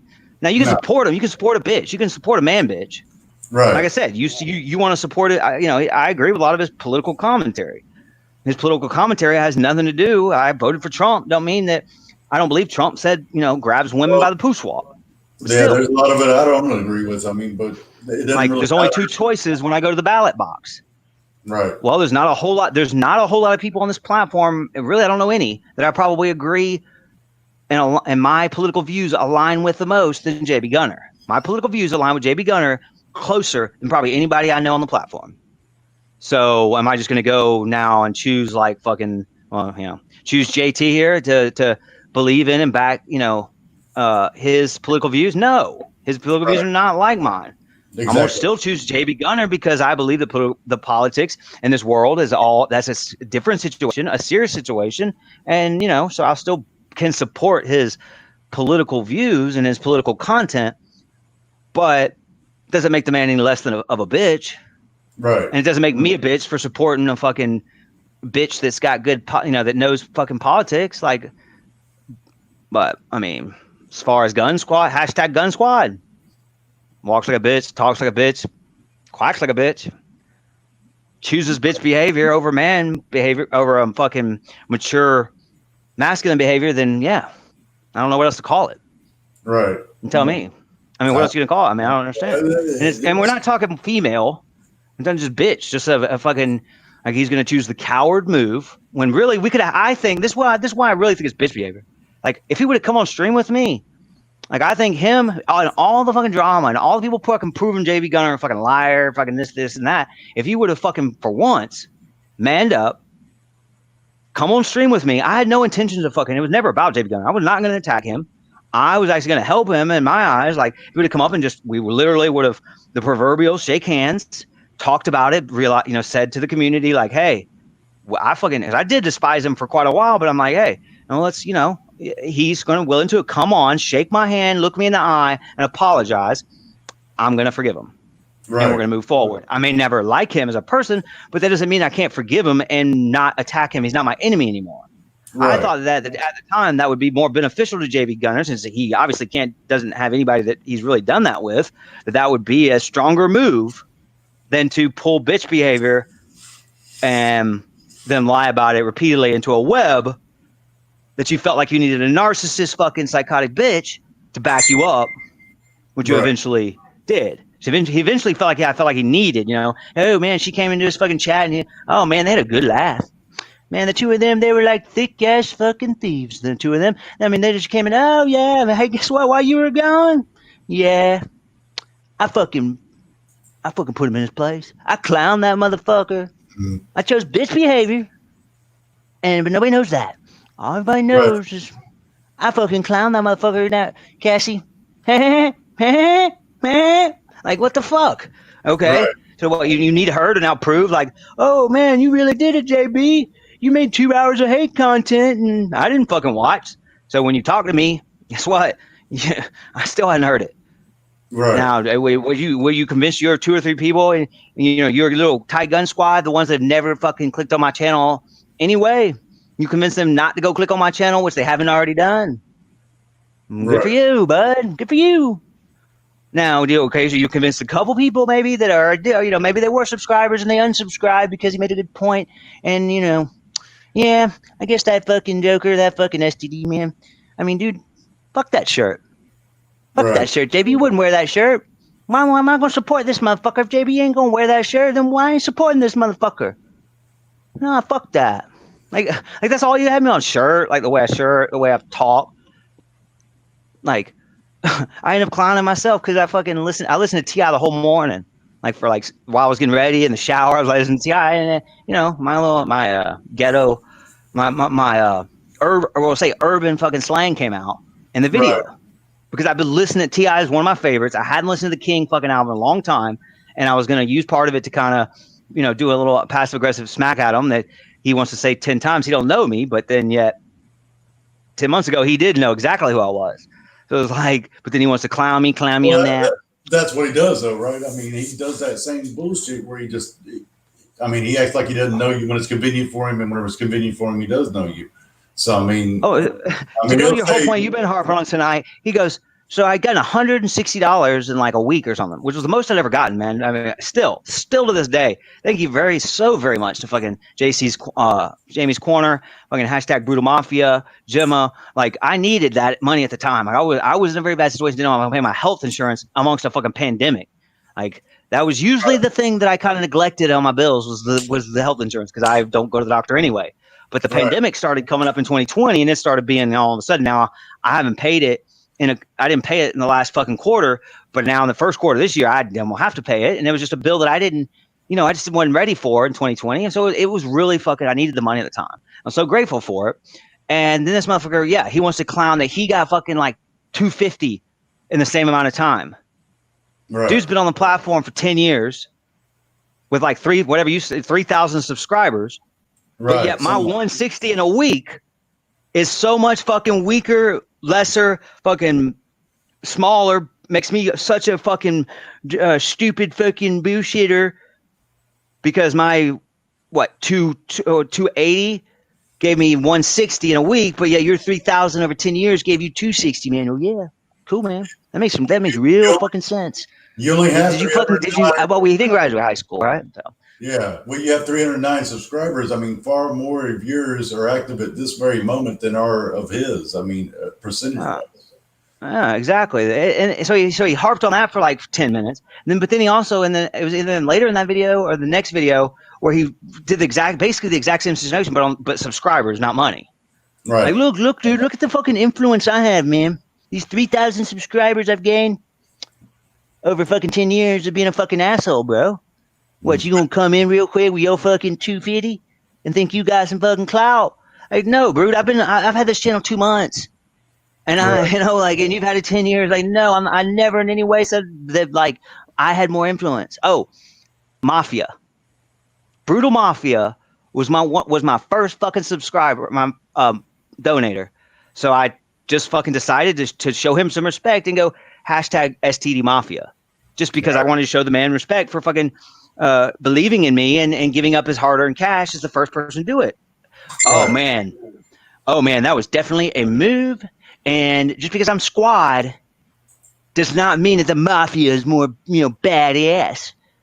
It does not mean that we at the squad are not fucking gonna take you fucking Mafia down, man. You can call yourself the mob, gangsters. We at the squad, we're bigger, better. Like, what the fuck? Like, where does he get this shit? I guess just fighting the cuck for fucking years, believes that, like, every motherfucker that comes at him is gonna, like, pull this fucking gay-ass fucking shit. And since I didn't give him no animation, he just figured he was gonna spit it at me because he expects me to be everybody else on this platform, that I was eventually gonna spit it out at him. So he might as well go ahead and fucking cut it off at the head. Like, no, you dumbass. I ain't fucking said shit. I don't give a fuck whether you like my shirt. I don't fucking never say nothing about no STD Mafia being better than Squad. I ain't fucking my little fucking money I needed for health insurance ain't got nothing to fucking do with your money you made. Nor does your fucking influence and subscribers got nothing to do with fucking me, dude. Like, what the fuck? I just don't get it, JT. This man's just built. He's just so fucking, like, afraid. Right. Afraid to take that fucking meal ticket. That he will hire, if any meal ticket that's willing to come his way, even if it's a narcissistic thought to come up and be his meal ticket, he'll take it, believe her, and run with it. Because that's what he's got to do to protect his fucking, livelihood. Right. The little that's bit of it. money that he makes, which isn't much. Bitch behavior or the fucking immediate belief in a fucking narcissistic thought. That's what you're willing to do, JB. You're willing to sell your integrity, sell your fucking your word to protect your image, to protect this JB Gunner. John Collins is willing to sell all this to protect JB Gunner. Because you've done, it's worked for you for a long fucking time. I give it to you. But that's what you're willing to do. You're willing to choose bitch behavior, drunk in the middle of the night, but then that wasn't the bitch behavior. The cowardice fucking move is not really the bitch behavior. It's fucking coward and bitch behavior when you just lied, said you'd take it back, and you fucking didn't. On a man that's not done fucking wrong, period. Even when you made 2 hours of hate content, I still showed you respect and respect and respect. People want to think I'm a bitch or I want chasing clout. I'm fucking weird, stupid. No. I wanted to fucking prove that JB Gunner is going to fucking prove that JB Gunner is going to choose time and time again in the face of respect to fucking hate, because that's what he thought he had to do to protect his goddamn image, man. And that's what he did. I didn't fucking create. I wasn't chasing no fucking clout. I'm not fucking what a lot of people have assumed and made this image of me. No, I made those videos because I wanted to show that JB, that in the face of respect, 5 fucking times that motherfucker hated to discredit me, because he expected me to be like everybody else on this platform, or to be like the cup, and maybe even a lot of other people on the platform that want to have to clap back and are going to choose those moves because those were the only moves to choose. Everybody's already picked on his teeth. Everybody's already picked on his weight. Everybody's already picked on his family and his situation, his living situation. So, like, why would I choose that? How is that going to get me anywhere if I wanted to clown you on that shit, JB? Like, no. I did have a lot of respect for you. And it doesn't decrease the respect I still have for the things I said in those videos. Those weren't lies or being fake either. Because I meant what I said, and I still mean those things. It didn't take. You can be a bitch, and I still respect you for the community you fucking built. You can be a bitch, and I still believe in your political views. You be a bitch, and I still believe in your fight against the cup. None of that's changed. But I didn't fucking make these videos to like for attention. I didn't make these videos like fucking trying to kiss JB's ass to fucking for clout. I'm not on this platform for views. I'm on this platform just because I love doing it, and because I want to, I do want to bring awareness to people that do this shit. In the face of fucking respect, 5 fucking times this motherfucker chose hate, and I tried to show him another way. Right. And he didn't choose it. Time and time again, I tried to show JB another way. And then this ain't, I mean, a lot of times I want to use light and darkness, but it ain't biblical. Bro, I just showed you, like, because I even said straight out, not only privately in fucking emails, but also on those videos. Like, bro, man, okay, cool, man. You got those opinions against me. That's all right. I can take the hits. Man. You know, I still have respect for you. Right. All of a sudden, next fucking day, more fucking hate on the same fucking shit. But now it's escalated. Now it's drugs. Now it's fucking, you know, me doing this. And now it's like fucking starting to create lies because you didn't have anything. So what I do, you won't crank it up. Now you won't crank it up. I'm going to throw out the same fucking respect. Eventually, he fucking was a broken record and he stopped. He had to. The same thing with fucking this narcissistic thought, too. I mean, she ain't got nothing on me because I never done nothing to her. Right. I never doubted that. The only thing I ever was worried about is if they both my exes team up together, two women having the same story, gains ground. Period. When two exes are willing to stand up together, two women that hate each other are willing to stand up against one man, a lot of people will believe that. They do believe that, but I mean, even then, it may not be true. Well, there's no proof. There still would have been no proof. But I still knew that I had to deal with it in my head and deal with these women. But I was able to, the only one that's rational, the only one that's actually like not really the bad one, not the evil fucking narcissistic thought fucking bitch, I was able to get across. And, you know, she decided it was not a situation she wanted to be in and she's gone. You know, she decided to back out. Right. Leaving the other one empty handed. Right. I said, you know, because there ain't nothing. If you don't do anything, there ain't nothing. There ain't nothing to worry about. That's why I said I don't hold any shame. Not because I don't do things wrong, not because I haven't done things wrong or things I'm not, you know, I would rather be in a better financial situation or a better situation, have a fucking wife, find out kids, sure. I'm not in the best situation as far as like where my goals are, but it doesn't mean that I'm ashamed of why I got to here. Right. Or what I've done on the platform. Right. Okay? You know what I'm saying? Like that's not, a lot of people do hold shame to that. I mean, a lot of people are gonna, you know, it's like I told you, and I've never really said it publicly. This will be now, I guess, the first time. But I mean, the whole fucking thing, when it was all going down, this woman sitting my fucking head spinning. And I made a video where I was like crying to her, begging this woman done called the feds on me. This woman's done ruin my fucking reputation on YouTube and everything I was doing as a hobby. And I still like fucking made a video and sent it to her private, like crying, begging for her to stay. Right. This is just fucked up. My shit was fucked up. These two women, gaslighting and manipulation. I mean, I don't know what the fuck I was thinking. I was not myself. I started to question everything I ever did, not only on the platform, not over the last 2 years, but my entire life. Was I this evil guy? It's not. I mean, you laugh, but I'm absolutely serious. Like I had to think way back. Well, I mean, am I this evil guy? What?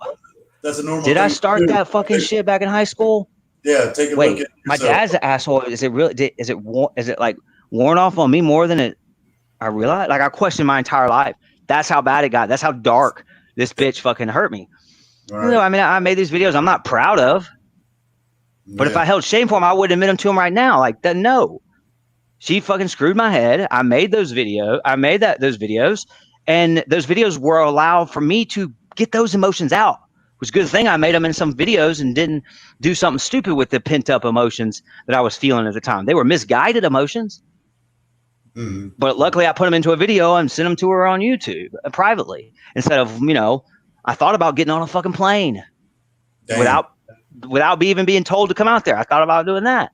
You know what I mean? Like, but I'm not ashamed of these actions just because they've never been told to me. I'm ashamed of them because they make me who I am today because of the actions that every single move I've made in my life. I don't hold any regrets either. I could do things differently. But now, what I know now, yes, of course, I would do things differently. Or there were decisions, you know, I could have made that would have put me down a different path. But I don't know what that path would really be at this point. And I do know who I am. I'm confident in who I am, and I'm proud of who I am. So why would I go back, make a different decision for an unforeseen end that I don't even know?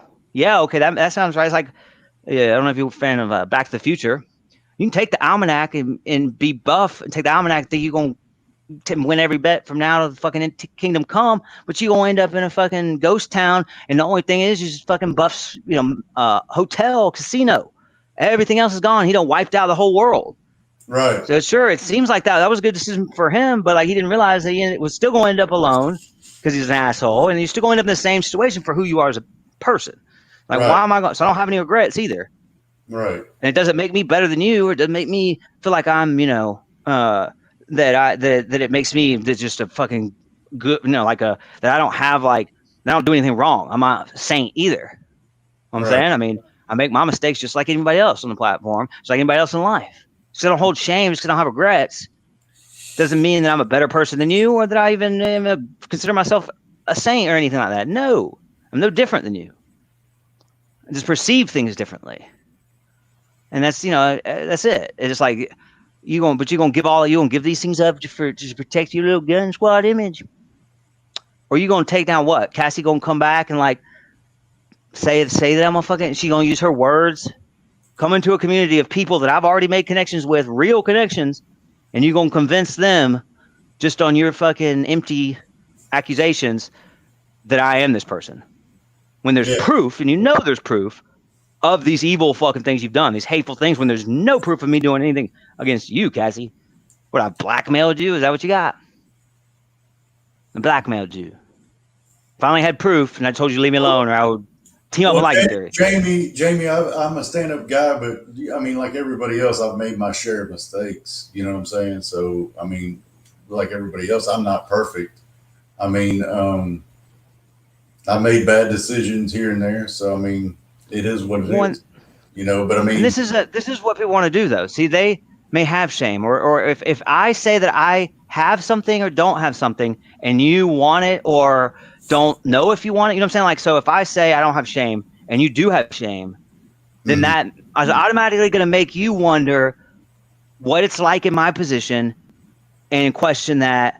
And then if you perceive it as you being, maybe shame's a bad thing, then you are going to start accusing me. You're going to want to knock me down. No. I'm not meant to boost yourself up. You or anybody else. That's naturally what you're going to do, though. I'm saying it's automatically going to create that dissonance. That is automatically. But just because I say that doesn't mean that it's any different. I mean, there's obviously. Go ahead. I mean, I've done the best I can, but I've made my share of mistakes. I know. For a fact that I've made mistakes here and there.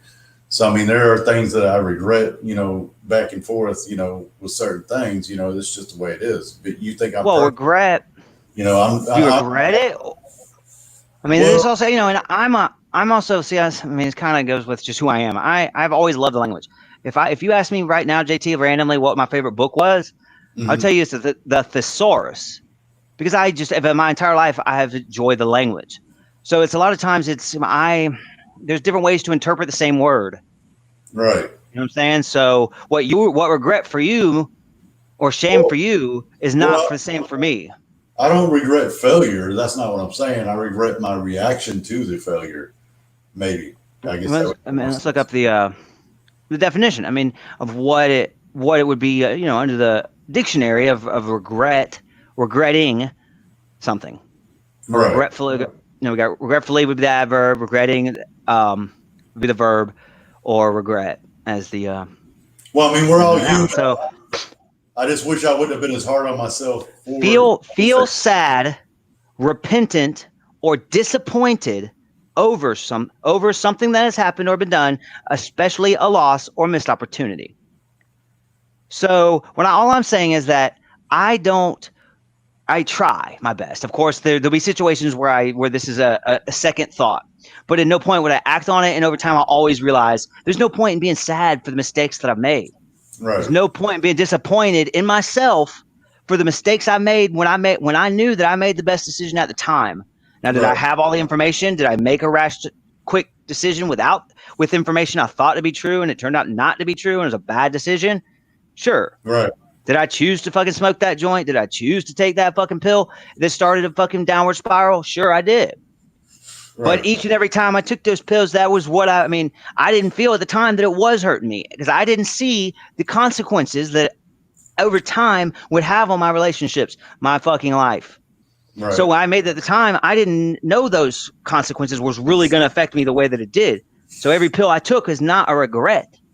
I don't feel sad or disappointed over it. I mean, still those times when I ended up in fucking crack houses and sleeping on the floor for my next fix, it didn't happen often. But the few times I ended up in those terrible fucking situations, like the song, my favorite song, of Red Hot Chili Peppers, when he's under the bridge, which is all about heroin and being under the bridge, willing to accept being under the bridge for to shoot up for your next fix. And Right. I ended up under the fucking bridge a few times. Well, but those were the fucking aha moments that broke me out of that shit. You know what I mean? Those were moments that I built, and I still hold strong that I won't go back to that place because of those moments. That's just the way I feel. I mean, it was a shame of being hard on yourself for ending up in that position, for making that mistake that made you go back to do the mistake the second time. You know what I mean? Like worrying about the mistake that you just made to such a degree that you end up repeating that mistake, is what I'm talking about. I regret that kind of shit, being so hard on myself. Well, if you've accepted the consequence, knowing what it would do to you, knowing it was a bad decision, and you continuously made the decision anyway, that's when it becomes a problem, for sure. Exactly. That's what I'm talking about. I regret doing that sort of dumb shit. That's what I'm talking about. Like the being able to break out of those bad habits, or being able to identify, okay, well, I need to fucking stop doing this to myself and beat myself down to where I end up in this position and making these bad decisions. That's the kind of shit I'm talking about right there. But then if you are there things in your life, are you proud of who you are? Are there things in your life that you value, that you are proud of, that have happened since this action? So if you didn't take that action, or if you went back and changed it, these things that you value now, you may not have. Exactly. It may have been like the butterfly effect. So why would you say you're actually going to pull the trigger on the butterfly effect and go back and change it? Because if you do, it's going to end up like Ashton Kutcher eventually, and you're going to be a mess. You can't predict. You don't take an unforeseen ending on what you already know may not be the best situation. I'm not in the best financial home situation right now. But I am not choosing to go back and change my life because I don't know that I won't end up in a worse situation because of that single choice and the path it takes me down. So why am I going to hold regret now for that decision and want to go back and change it? I don't. And this is the way I look at kind of the situation in life, but it's different than you might. Therefore, I'm not saying regret. You, John, shouldn't regret things. That you don't have regret. I'm not telling you the way that you interpret and perceive this word and these situations. I'm telling you this is why I say that I don't. You know what I'm saying? I mean, it's all how you look at things. It is. A lot of times, a lot of people online will have arguments over things that are, a perspective issue. That's why sometimes whenever you're in person and y'all sit down and y'all start defining these kinds of words and defining where you're coming from your perspective, and you start realizing, well, you're actually on the mark with one another a lot more than you realize. Well, I actually kind of had an aha moment. So like you were talking earlier about how if you pull up, you might change your mind. So you're right. I kind of had a moment. Like they say, you're going to pull up on me. You want to meet in the schoolyard. You're pissed. And we had a fucking fight. Well, I don't want to do that. But yet I just kind of had a moment. Well, yet I know, based on what I do know, that if you want to pull up and you want to go to the schoolyard, that if I actually show up in the schoolyard, I have a better chance of convincing you not to fucking fight than if I don't show up. Right. Well, so I can make that decision. That's what I'll make, which actually is, I thought I didn't understand what you were saying earlier as far as what I would do, but that makes perfect sense now because in person against online, you would make different decisions and you have a better chance of diffusing any conflict. Right. Well, I'd have a better chance of explaining my exact position and then seeing where you are in opposition of that position and us seeing, well, maybe we're a lot closer than we actually realize. Maybe we're actually talking about the same thing, but we just are. Yeah, we pull up. JB perceives me to be cuck size, and I pull up, and well, guess what? I gained 45 pounds during the COVID. I've gained 40 fucking pounds over in 2020. And I'm not, 5'6". Well, I mean, I'm 6 foot, but 20 pounds on him. He's going to be different than what he originally thought. You know what I'm saying? And all of a sudden you pull up on somebody, on a man, and you already size them up from everything you know. But when you size the man up, when he's standing nose to nose, it's a little bit different situation, no matter what. You know what I'm saying? Like that's a different situation for sure. Well, I just think that sometimes somebody's perspective may be a little bit different than what you realize. And then whenever you see where they're coming from, maybe you visit their house and you see where their perspective on life is. Like if you're on top of a mountain and you're looking down at the fucking town, you're saying the town is itty bitty. Well, if I'm in the town is giant and huge to me. So we're talking online. We're talking online.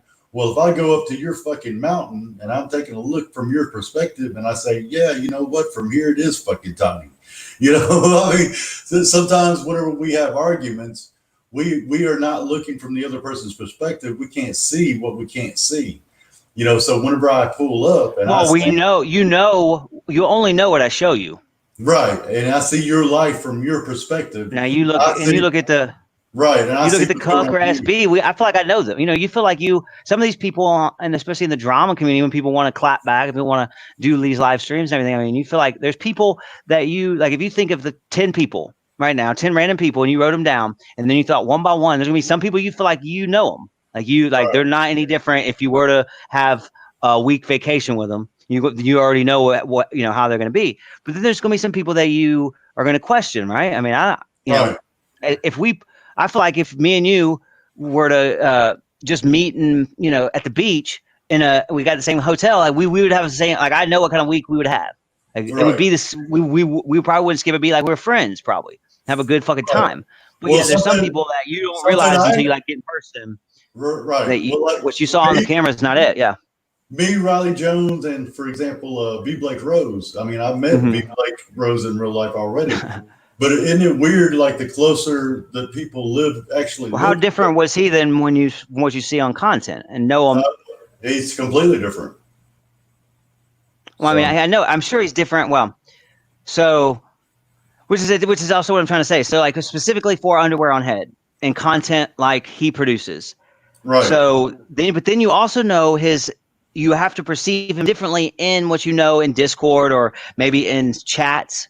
Like he's not, you're perceiving him differently, even though it's obviously text words versus what he puts in videos. Right. But you're still I see him as two different people. Right. I look at it as a character on his channel from when I know him. He's a completely different person, yes, than the character on his channel. Yes. I mean, or really online in general. I mean, he's completely different. You know, if you go and you meet him in person, I mean, you're meeting like the sweetest guy ever. You know, I mean, absolutely. Yeah. You know, a total sweetheart. I mean, absolutely. You know, wouldn't hurt a fly.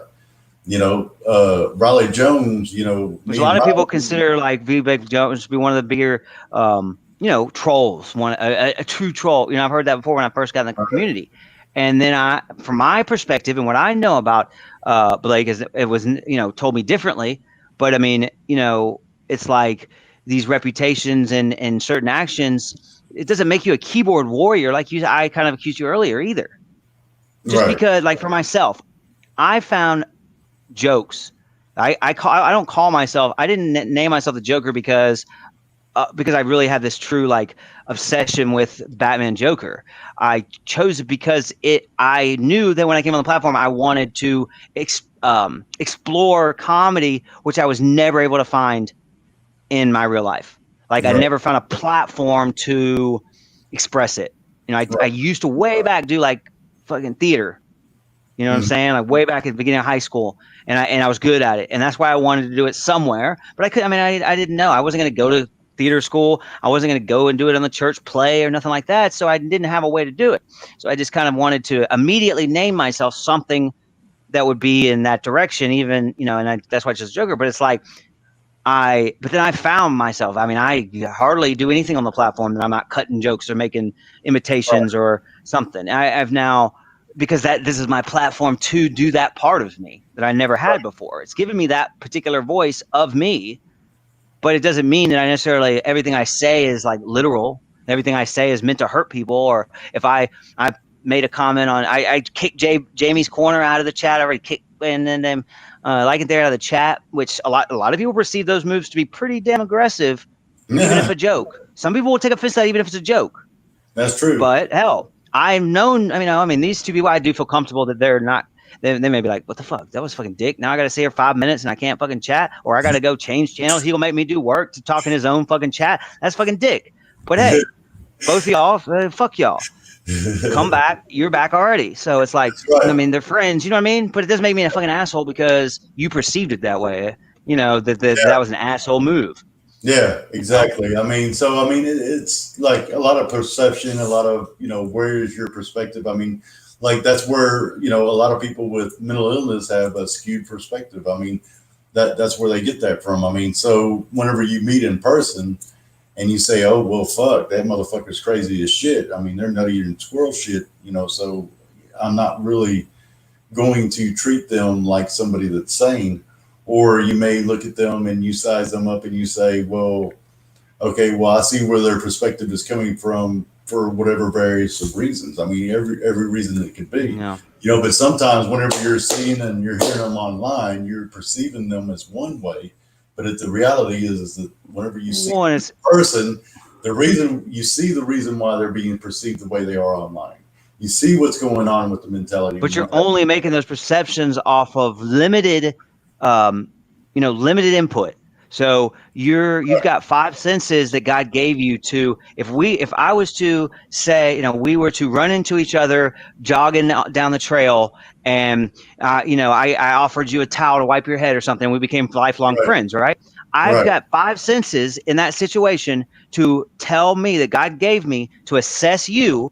I don't necessarily think about each one of them and write it down, but I've got 5 senses that assess you as to whether I think you're going to be a threat to me, whether and whether I'm going to like you or not. And most of those are nonverbal, but they're also based because even if nonverbal could be in your behavior, your choice to give me the towel, right? But if online right now, me and you are having a conversation, we've already taken away taste, touch, and smell, which specifically the olfactory smell is an underrated sense. So now we've already taken away 3. Well, that's 3 of 5, JT. 3 of 5. You've now taken away over half, 60% of all things you're given to assess a person. You've now been taken away. If you don't have not a bit of information on that 60% of what you normally do in everyday life. Now you've got 40%. Well, I mean, okay, so I still can see you, I can hear you, but still you're limited to a box. I can't tell, like you can't, like, even if we start to get heated, or like, let's say it is drama and all of a sudden JB shows up and he's you and it's me and JB hashing out the shit. I just fucking talk shit on him. Well, fuck, I still can't tell. Like, I'm always perceive him as fucking coming up on my stream and being ready to fucking fight in the yard. But if we were in person and he wasn't all up in my grill, but he was screaming and yelling, I wouldn't perceive him the same way because he wasn't up in my grill. You know what I'm saying? That distance, all these signs, we can say, okay, well, yeah, this motherfucker's mad. He's pissed as fuck. Like you said, if you meet in the yard, well, he's pissed as fuck, but he ain't up in my grill. He ain't looking like he's about to fucking punch. He ain't throwing up his fucking bows. So that tells me maybe there is something we can work out. Right. So, I mean, a lot of times it centers around intent. Like, rarely is like somebody's intent to do harm or do evil or be mean or whatever. Like, whenever like you could hit me in the head with a 2x4, but the intent behind it, maybe you were carrying the 2x4 and it was an accident. So I mean, a lot of times it's the intent, and it is the intent, and that's the problem with this online is like. So I pull up on you, and then for whatever reason, I see what your perspective is and what your intent is, and then I say, well, it's not your intent for me to be, the way you got me right now to where I felt I needed to pull up. So I could have had something happen between that. Yeah, absolutely. Yeah, your perception is going to change every second too. I mean, it's like, I see exactly what you're saying. I mean, it's just ridiculous. This online bullshit is ridiculous. There was this young kid, that barely started working. I mean, it was his new job, and he started working with us, and he's fucking sitting there playing with a fucking penny, man. And he's flicking this penny, like they do, the little young kids. Yeah.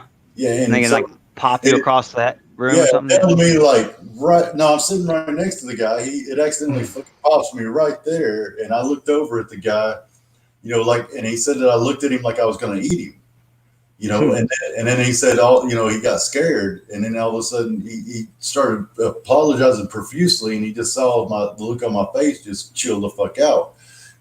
Because I realized, because I was thinking to myself, what's this guy's intent? If it was to hurt me, I'm going to fucking get up and beat the shit out of him. Right. Yeah. So, but then I realized, well, his intent was not to do that. It was an accident because it hurt like a motherfucker, whatever reason, however it hit, it hurt like a motherfucker. So, I mean, so whenever I realized still feeling it, was still fueling that fucking, yeah, remember the intent, that aggression, that aggression, the adrenaline, everything, like I immediately became more calm because the intent was not to do harm. So that's the big part of it too. You meet that person in person, and you Which say, okay, well, I got accused by MJ because what happened was I went back. Got kicked out of Liking Theory's Discord. There was a space here where me and like Jamie didn't like each other. Well, then he invited me back. So my dumbass decided I was going to go back and find out who the fuck been talking shit about me while I was gone. Right. So I go and fucking search my own name. And the only one that truly kind of hurt my feelings was MJ. And so I was like, what the fuck? And I felt like his intention at the time was to hurt me. Like, was to literally, like, I went to him as respect, not a day or so before that. And I felt like those words, as I read them, were his intent behind those words were to basically make me out to look stupid, discredit my name, and make sure that everybody knew about it. So I went up to the motherfucker and I fucking let him have it, dude. I fucking typed out a whole bunch of long messages and then hit enter. And then I fucking left and went back to like Jamie's stream. I left fucking Facebook and didn't say shit. I didn't give the motherfucker a chance to say nothing. Right. I just fucking said my piece on what I perceived and left. So well, he went, he was like, what the fuck? He didn't realize what was going on. He didn't even know what I was talking about because, he didn't see me. I didn't really explain that. I was just like, you motherfucker talking shit. Fuck you. I want you to respect and all this shit. Well, he went to Jamie. Jamie ended up fucking being the middleman. And then I realized, so then I eventually went to MJ myself. And, he basically explained to me, which I'm also guilty of, like, no, he just was basically like adding and he's a sarcastic asshole. And he fucking added a few fucking zingers in there. Right. Basically, just off the top of his head because he thought it would be funny or whatever. And I'm thinking, I'm a sarcastic asshole too, and I've been accused of the same shit. That was his but his intent, I read his intent, and I went and acted on what my perception of his original intent. Mm-hmm. And then I wouldn't even let him communicate because he was like, he almost didn't want to communicate with me the next day because he was like, dude, he's like, bro, you threw that shit at me, and then you bounced. Like, you didn't even, I tried to fucking talk with you. Right. And basically is what he said. And that to me was like, oh shit, yeah, you're right. I kind of did that. But he was basically about to say like, dude, you came at me, I did something wrong, you came at me, and then you didn't give me a chance to fucking make it was good, and then you just bounced. Like, no, dude, I don't owe you shit. Get the fuck out of here. It was about what he was about. I felt like he was about to say. But, we ended up hashing out, and I realized that, yes, he fucking said some mean shit that I did take offense to, but after all of this interaction, like I was about to fuck him. I would have. I mean, if he would have been in the same town, I probably would have pulled up on his doorstep. That's how mad I was. What was your intent with your response? What were you intending for him to do? Was it to back off? My initial response was to basically just stand up for myself, and I didn't want him to respond. It didn't matter to me at the time. I was like, I know exactly what's going on here. I went and fucking blasted him for what I felt like to stand up for myself and call him out for being an asshole. And it didn't matter what he said. No matter what excuse you got, dude. You fucking I took offense to your shit. It was mean shit. You're a fucking asshole. That's the end of the story.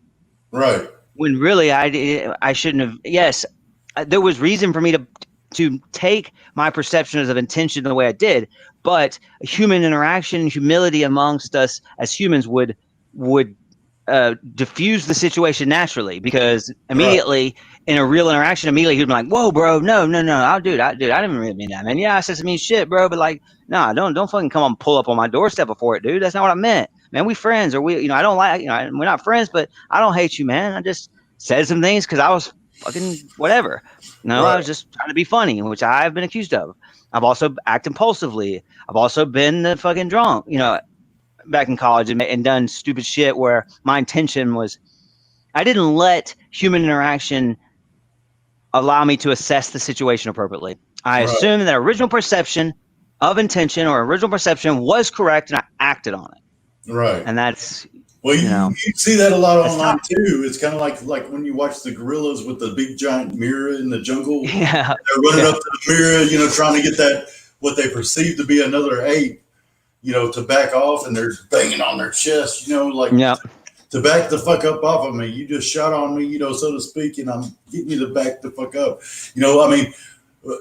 You see a whole lot of different reasons for a lot. But they don't have humanity. They don't have the humility to tell themselves, okay, whoa, it's a mirror, or not even that's a mirror, but like, this is not. Because if you were to see that, like, there have been plenty of people that have thought they saw another person in a mirror, But then you realize that what you're looking at in a mirror, even though you don't know it's a mirror, let's say it's a fucking haunted house or something, you don't know it's a mirror, but you're gonna realize that they're not moving like a person because I'm not, because they're basically, it's a mirror of me, which it would be impossible to mirror me to the T. You could try to mimic me or imitate me, but you're not going to do it exactly like me, like if I was looking in a mirror. Well, so I'm going to on what animal. That just shows that those. Well, I'm saying as a human, you're going to understand that your behavior in that mirror is not what I know to be of what anybody would do, because you can't mimic. You cannot completely be me at all. You can imitate me, but you're not the same size. There's nothing you can do to look like me, to be exactly like me. So I'm going to know immediately it's too much likeness. Well, some animals can identify themselves in the mirror. Yeah, cats do that. Well, no. Well, some can. A lot of them can. Like dolphins can. Whales can. Humans can. But that dogs will know. Dogs will know eventually because of the smell. Dogs are guided by the smell, right? And if a mirror doesn't smell, that's what tells them. Like, that's what they say. That's what my vet told me about. Like, I don't know if your dog does it, but they follow like a light. Like maybe a laser pointer. The reason they're so fascinated with it, because they're guided by their nose, and nothing in their life, nothing that they perceive every single day doesn't smell. But that light, that little pin light doesn't smell, and they can't figure out why, because that's how they guide their every move they make is by their nose. And so when they find something that doesn't smell, it triggers major fucking red flags, and they want to know what the fuck it is. And that's what my vet told me about it when I couldn't. One dog I couldn't get it to stop like chasing like lights and CD reflections and stuff, and it drove me nuts because that's all he would do. Damn big a dog, and he would just sit over there all day long at a light at a reflection that wasn't there. I couldn't even get him to go outside sometimes. It was just pain in the ass. That's what my vet told me about that. And the same thing, some animals can. You're right. Some animals can perceive that, make that adjustment based on the information they have. Some can't. Right. Because they don't know. There's a lot that can, but I mean, it's the more. A lot of humans that don't make the same that either, though. And a lot of humans that can't, whether autistic or visually impaired or some, just some sort of disability or psychosis, delusions, paranoia that lead them to not be able to perceive situations correctly. Right. It's tough. It's all in the world's bullshit, man. Really. Yeah. It's easy to do that. It's easy to do all this shit. But you're right. I mean, if you're in person, still you're going to do things differently, but I don't know. I still feel like you're still making the same choices, though. You're still making the same decisions. You just don't have as much information. Yeah. Well, I mean, there's a situation that I see currently in our community where this one particular individual, I mean, I'll be honest with you, has, certain, I don't know, I would say people keep trying to spank that donkey, so to speak, to make it do what they want it to do, and it's just never going to do it because it's not capable. It's kind of like, whenever I'm talking about, it's led by something that is not normal. It is not typical of the. It's not what we consider neurotypical in the psychological field. It's not neurotypical. What is neurotypical? You can, even if it's not something that you experience every day. It's not something part of your life. It's kind of like before the show, we were talking about the crazy horse. Like I punched the crazy horse. I mean, you can punch that crazy horse all fucking day, but that crazy horse is still going to be fucking crazy. You know what I'm saying? Well, that's the way. Think about it like this. There's only two things, JT. Two things in this world that I know for you. There's only two things. Not just these two things are two of many things. There are only two things in this world that I know for a fact that you will never understand. Mm-hmm. There's only two things that is, well, not that you will never understand, that is impossible for you to understand. Only two things in this world: stupid and crazy. Because you're not stupid and you're not crazy. But anything else, it is possible that you understand it. But with stupid and crazy, as an intelligent, sane individual, it is impossible for you to actually understand what stupid is like. You can be told, you can read a book, you can watch a stupid person. Same with crazy. Those are the only two things in this world that are impossible to understand. Well, that nobody can understand. That's not, unless you're that. Unless you are stupid. I understand why people can't look at stupid and crazy and say, okay, well, this is stupid and crazy. Let me leave it the fuck alone. and get away Well, from you it. should, yeah, you should adjust your Yeah. behavior based on the fact it's stupid and it ain't But going to change. there Stupid are can't these change though. there are Crazy these can't change either. yeah, exactly. But there are these individuals that continuously beat on stupid and beat on crazy and think that it's going to fucking all of a sudden stop being stupid or stop being crazy. And I don't understand that. That's so, to me, that makes them stupid. Well, but is there intent again? If you go back to intent, is there intention to really change this stupidity or change this crazy, or is it to humiliate this crazy or stupid, or is it to create content on the platform based on the fact that this person is stupid or crazy? So, what Well, is their does intention? it Their intention is matter? different than yours. You Does it wouldn't. does it matter No. if I took go and let's say, I don't know, I expose somebody's mental deficiencies, for example, like maybe Eli has autism, for example, or extreme, he's really high on the spectrum and he's got all these issues. And I take him in, kind of like on Rain Man, whenever they're asking Rain Man questions and he's going back and forth and saying, yes, I want to do both things at the same time because he doesn't care about what he does. I mean, if you're exposing that kind of a situation and you're exposing the mental deficiency there, on YouTube continuously. How much is it to? I mean, you never. And that's what I learned in this drama, doing drama. I created STD to bring awareness to manipulation and people that are taking advantage of their viewers and lying for monetary donations and gains. That's why I've created STD. And I realized over time that I'm not going to make the difference. That I may make a difference, one or two people here and there, but it's not. But I'm spending too much of my time to make that small difference when I could go back to the content I used to create, where I helped people and made fun game shows. And I gained a lot of benefit from it, just from satisfaction and fun. That I will gain more and help more people if I take that route of content than I will, even though it could be more beneficial to someone, because if you save someone out of manipulation, or a situation that they don't, where they're being abused, that may be great for that person, but how much are you giving up for that? Sacrificing of yourself, time, effort, and mental support, and also how much you give up if you change your content to be help content. How many people could you help in a different situation? And all these things are taken into my effect. So what I've realized, that's why I changed to SC Dickel from small to a drama, because I was trying to rebrand a little bit, because I realized the drama, dude, I could bring awareness to these fucking stupid and crazies all day long, but they're not going to change. So therefore, they're going to continue to manipulate people, and I can just try to pick fucking slops off the table and help them, but it's not doing any good. It's not doing more as good as the same. Well, it's just whenever I see like 80 people onto one person, and this one person is obviously not mentally sound in any way, shape, or form, and they want to continue to go after that person. That's when it becomes quite the issue. Well, for me. Stubbornness. Yeah. I personally have a. Like, I went to the woman's house and I talked to the woman in person, and there's obviously something mentally going. Yeah, I mean, that's so what now I mean. You're gaining more of that information via your senses, and you basically came to the same conclusion. Yes. Well, I came to more of the conclusion that there is something going on there. Validated and added to your original assumption or your original. Right. And so then you come out and you tell people, listen, this is the situation at hand. This is the problem. And they still won't leave the person alone. And it's like, really, bro?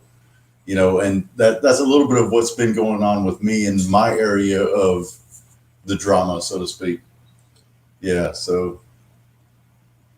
There's many reasons why I'm an asshole. You don't get timed out for that one. No, I get you. Definitely. I mean, there's all these good points, and it's like you can't change stupid or crazy though, and nor can you understand it. See, a lot of people just like me. I just want to understand, bro. In a lot of situations, like I will continue to study and follow until I can understand, and I just can't. I went there and I came to understand that it's crazy. And so I decided, okay, that's why the more I saw it, the more I saw, well, this is crazy. This is crazy. Okay. From the psychological point of view, like you talk about, so we go back to the man you were talking about, and you're talking about narcissism. That's exactly how they teach you to expose narcissism. So if you're a full-on narcissist, I can't understand you. I won't understand why your motivations are the way you are, because you're actually guided by the crazy. You're guided by the personality disorder that I can't understand. I can read in a book and I can know what it looks like, but that's how you expose the narcissist. because the way that you know it's a true, if it's someone that you love or whatever, is a narcissist that has no impact, is no empathy.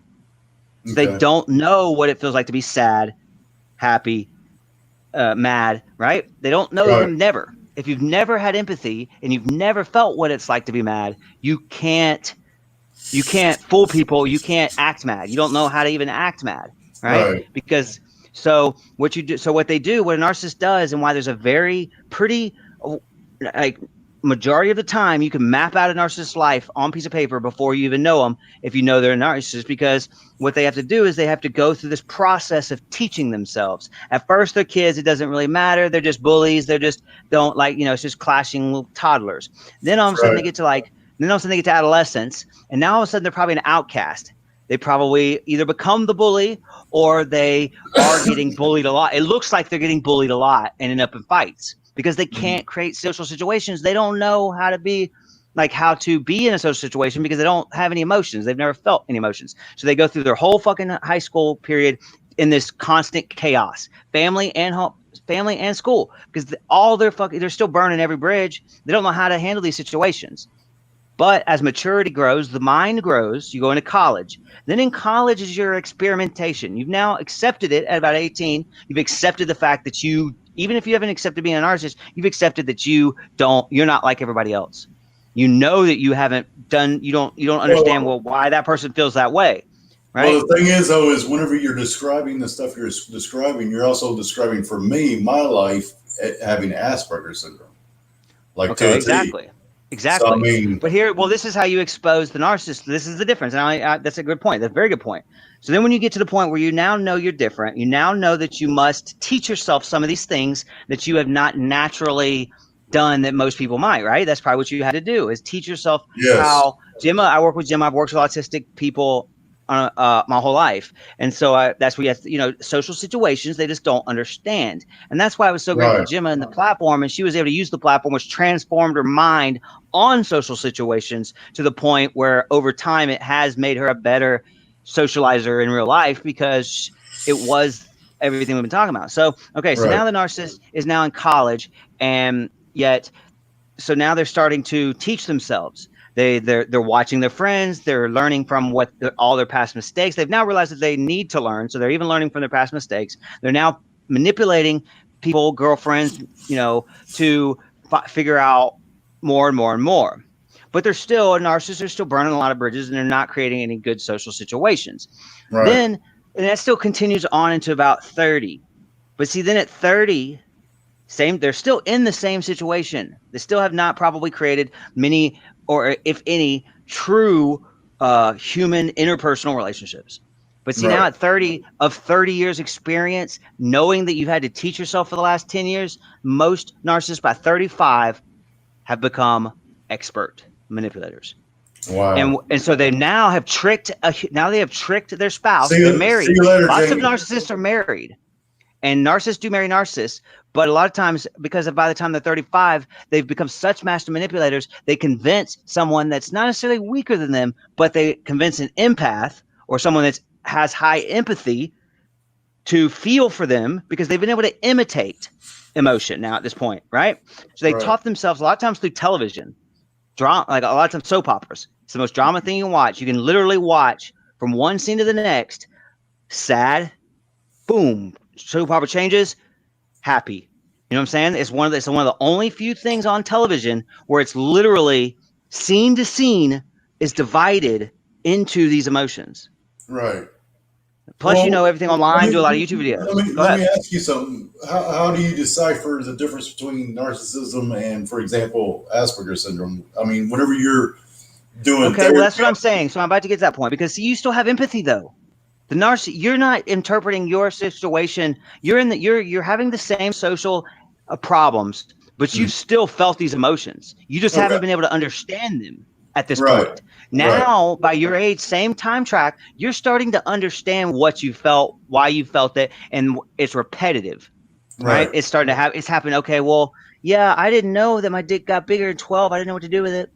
Then well, yeah, it's been happening all the time, but I want to touch it, but they say no. It's like the same thing. Puberty. It's like eventually, dude. I mean, if it's gonna keep happening, you're eventually gonna start to realize, well, fuck. If it's gonna get hard, it's getting hard for a reason. I'm gonna fucking, it needs to be something. Needs to be done about it. Right. So it's kind of that. That's just a joke. But like so now you've realized, okay, you're at the same point, but you can now know as a mature mind at 25, your brain matures. Now you can start to work because you have built, even if you are awkward. See, because a narcissist has burned their family, any business, most likely, every bridge they usually burn. You haven't burned them. You just haven't created strong interpersonal relationships. But your parents, your siblings, your teachers, your counselors, they haven't abandoned you because you fucking stole $25,000 on a fake credit card. No, I would never do that. Well, I mean, I know someone that's what a narcissist did was they, fill out application, living under their parents' roof, fill out application, and then just go to the mailbox every day and take out and get the statement and just run up credit cards over $30,000. Well, that would turn me. Yeah, my parents would give me their credit card or anything else or any amount of money that I asked. You didn't know about it. The narcissist didn't. The parents never knew. They let me hold their very lives in their hands. They trusted me to. Yeah, I don't think they found out until the IRS fucking audited them. The parents didn't know for fucking like 5 years until they got audited. Right. And then they were $30,000 in debt on credit cards they didn't fill out. But there was proof that it had become. There was proof the paper trail didn't show them anything wrong because this person took out of the mailbox, filled out the application, sent it back in through the mailbox. Then every day went and just got that credit card out. Like if it came, the statement came, they just take the statement out and give the parents what the rest of everything. So the parents don't even know about it. It doesn't hurt their credit because they end up doing it in a very fast amount of time. Usually, I mean, this person probably racked up this $25,000 in probably 2 years. Wow. Maybe less, but it's like, Jesus so yeah, that's the difference in the narcissist is that they are still going on only what they know and are teaching themselves. You're now have got to the point where you're teaching yourself in the same way, but you're also learning based off your experiences. There's no experiences with a person with no empathy. So that's when it changes. But then is how you expose the narcissist. This is how you know it's a narcissist. Them, what's the difference in their answers to my answer?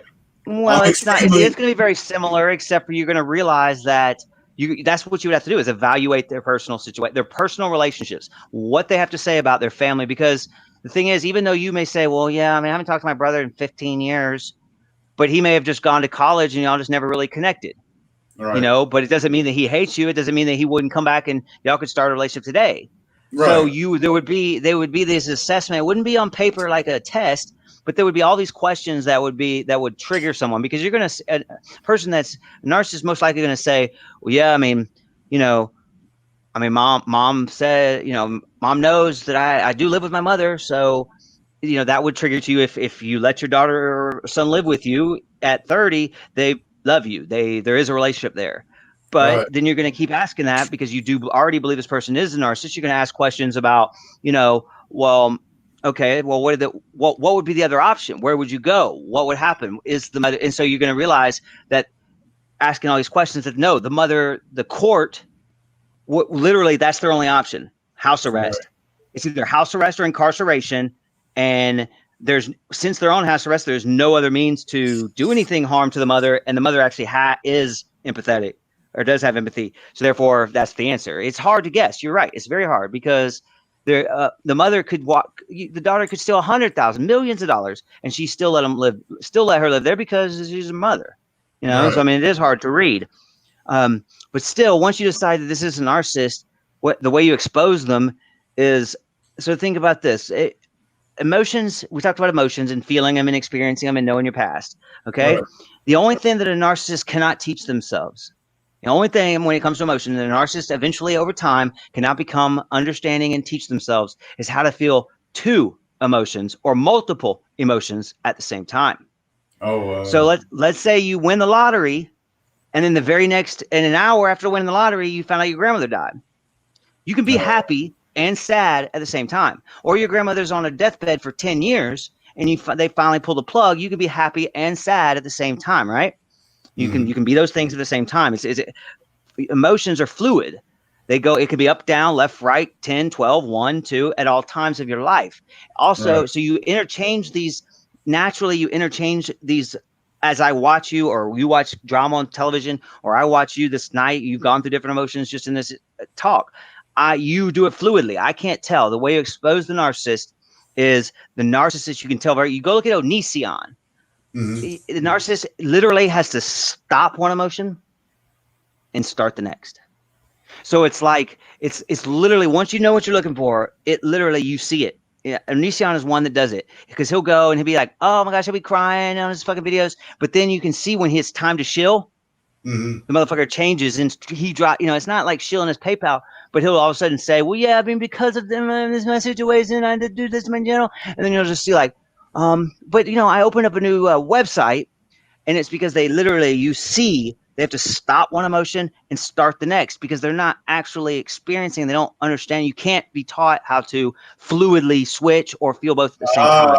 Okay. You can't be taught how to feel both at the same time. You can't be. I could tell you, Wow. man, I'm happy. You wouldn't say I'm sad on this looking at me tonight. You can't say that I'm sad, but I could be, and yet.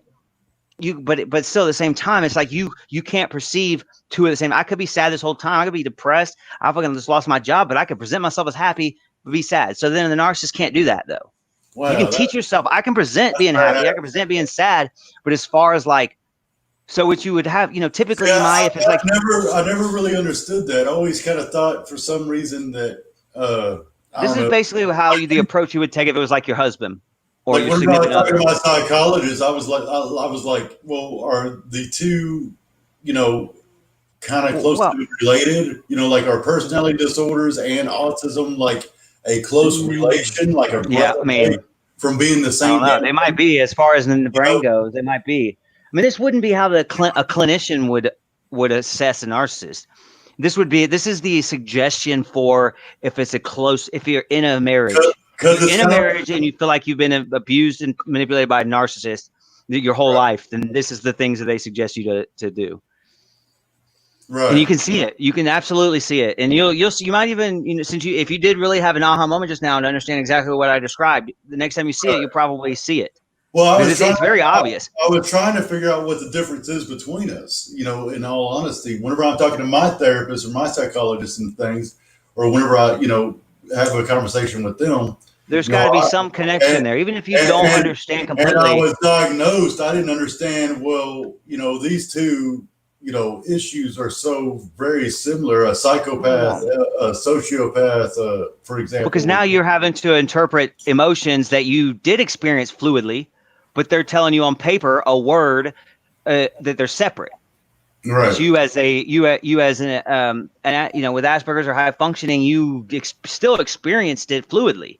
And so it's harder for you to, since you don't understand maybe the social interaction of what led up to you feeling those emotions fluidly, also hinders your ability to fully understand why that, how they were created and how to diffuse them in yourself and how to, you know what I mean? Like those all become, all of these things add up to create the difficulties you have in interpreting these social situations, and then being able to assess your own emotions and then adjust them to be politically or be socially acceptable or correct or liked or whatever it may be. I mean, it's so hard in the world, and then you had the online thing, but no, it's different. Yeah, you know what I'm saying though? It was just so hard because I was always trying to figure out, well, how am I a narcissist? Is there something wrong with me? What is going on with me? Because you feel that difference. Because see, that's what you would do. With other people, if these situations are like, if this is a situation where it's your wife, right? Or you're the abused wife, and this is like a 20-year marriage, and you finally have an aha moment that your husband might be a narcissist. At this point, you're going to manipulate him into a situation. You're going to give him a fake lottery ticket, and then you're going to have your friend act as a doctor and call that his grandmother's dead. So you're going to set up a situation. You're going to manipulate it and watch for yourself. You're not going to wait and wait and wait. At this point, you need to find out. You need to set up and make sure that this situation is going to happen the way you think it is. That's what this is, a desperate situation. We're talking about an abused woman over 20 years that can't get out of a fucking abusive marriage. Is why you would use this assessment. But what I'm telling you is this is how you can see it. This is how I've been able to see it a lot of times in some people. But then YouTube, you can't use content creators. It doesn't really be the same thing because they'll use cuts. They'll use the way the angles are. They'll use things. They know it. They know it, so they'll use things to hide that cut. Like I said, you'll all of a sudden see a Nusian this way, but then all of a sudden when you change motion, it's like it'll be a up close shot down here, and it's Right. all an attempt to hide what he knows to be a gap in his emotions. That is, at this point, like I said, man, they're master manipulators. They know the situation. They know them at this point. They probably know that they have this problem, and that they can't do anything about it because they've tried and tried and tried and failed, and it's been trial and error. So it's like it is something you can see, but it's and it's in every one of them. If they're on the high end of the scale, though, they have to be no empath. I mean, narcissists can have empathy. It was just like a scary situation to where, I was hoping that I wasn't, like this thing, or these bad things that, because narcissism is bad, or but I knew I had an issue. I didn't know what it was. So, I mean, whenever I first went and I'm talking to my psychologist, and well, you've probably been told long before that you had an issue and still not been able to kind of find the right path until you accepted it. And, you know what I'm saying? Like, you had to have known before this moment you're describing. You had known years before that something was off. Yes. Absolutely. I mean, I was totally like frightened of the situation, that I was going to find out that I was, a narcissist or some sort of a psychopath, evil person. Yeah. Or something was wrong with me. I was totally frightened of the idea, but in a way I was thinking, well, I can't be. And I had done some research on the subject, trying to figure out what's wrong with me. You know what I mean? Psychologically, because I had been trying to figure it out for years. Which it doesn't go across all of this disorders. Like, it doesn't mean this is what I'm describing. It's not necessarily. It could be something you see, but it's not necessarily. Empathy does not. No empathy is not like psychopaths can have empathy. Sociopaths, DPD, these other ones can have empathy.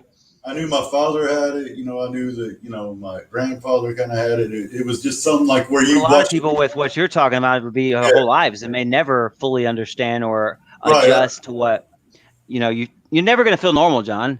You're never going to feel like, what you think might be normal. Yeah.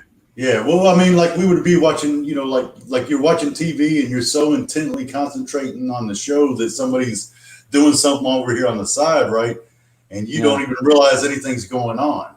You can't hear them. You got that tunnel concentration. We always call it the gift. In the family. And that's what that's what you see. Like when you talked about what movie? There's several movies, but you brought up Rain Man, and that's what you talk about when you talk about what do they call it? A savant. Because now what I've worried about, like let's say up until 30, what I worried about and through college and with women and with all my relationships and my perceptions of these relationships, I had a lot more stress than you probably had on these trying to understand these emotional women in certain situations because I feel like I'm able to interpret it in a way that I should understand. Does that make sense?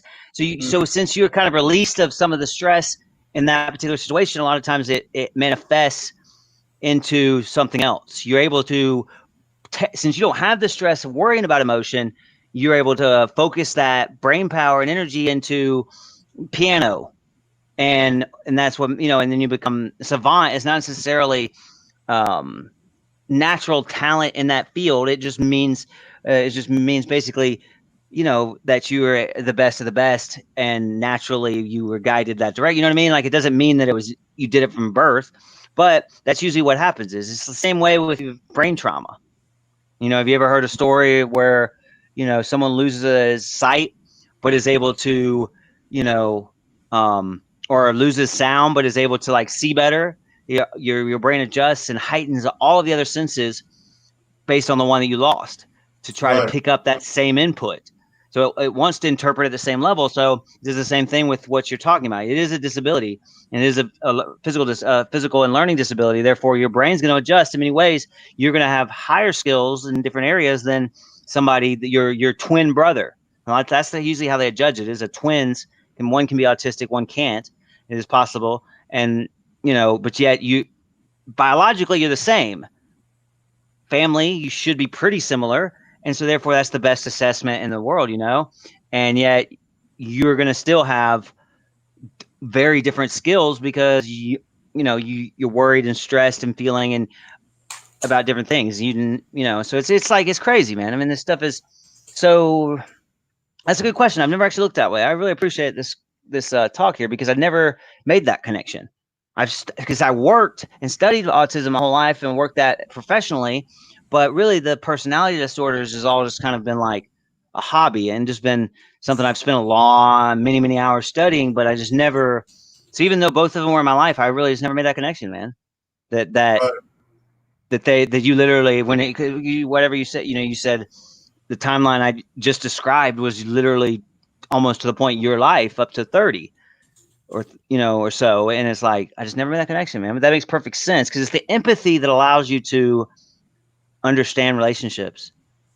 How am I going to know that if some woman crying up on my shoulder, if I never felt that shit, I'm not going to have any, I'm going to be cold to her.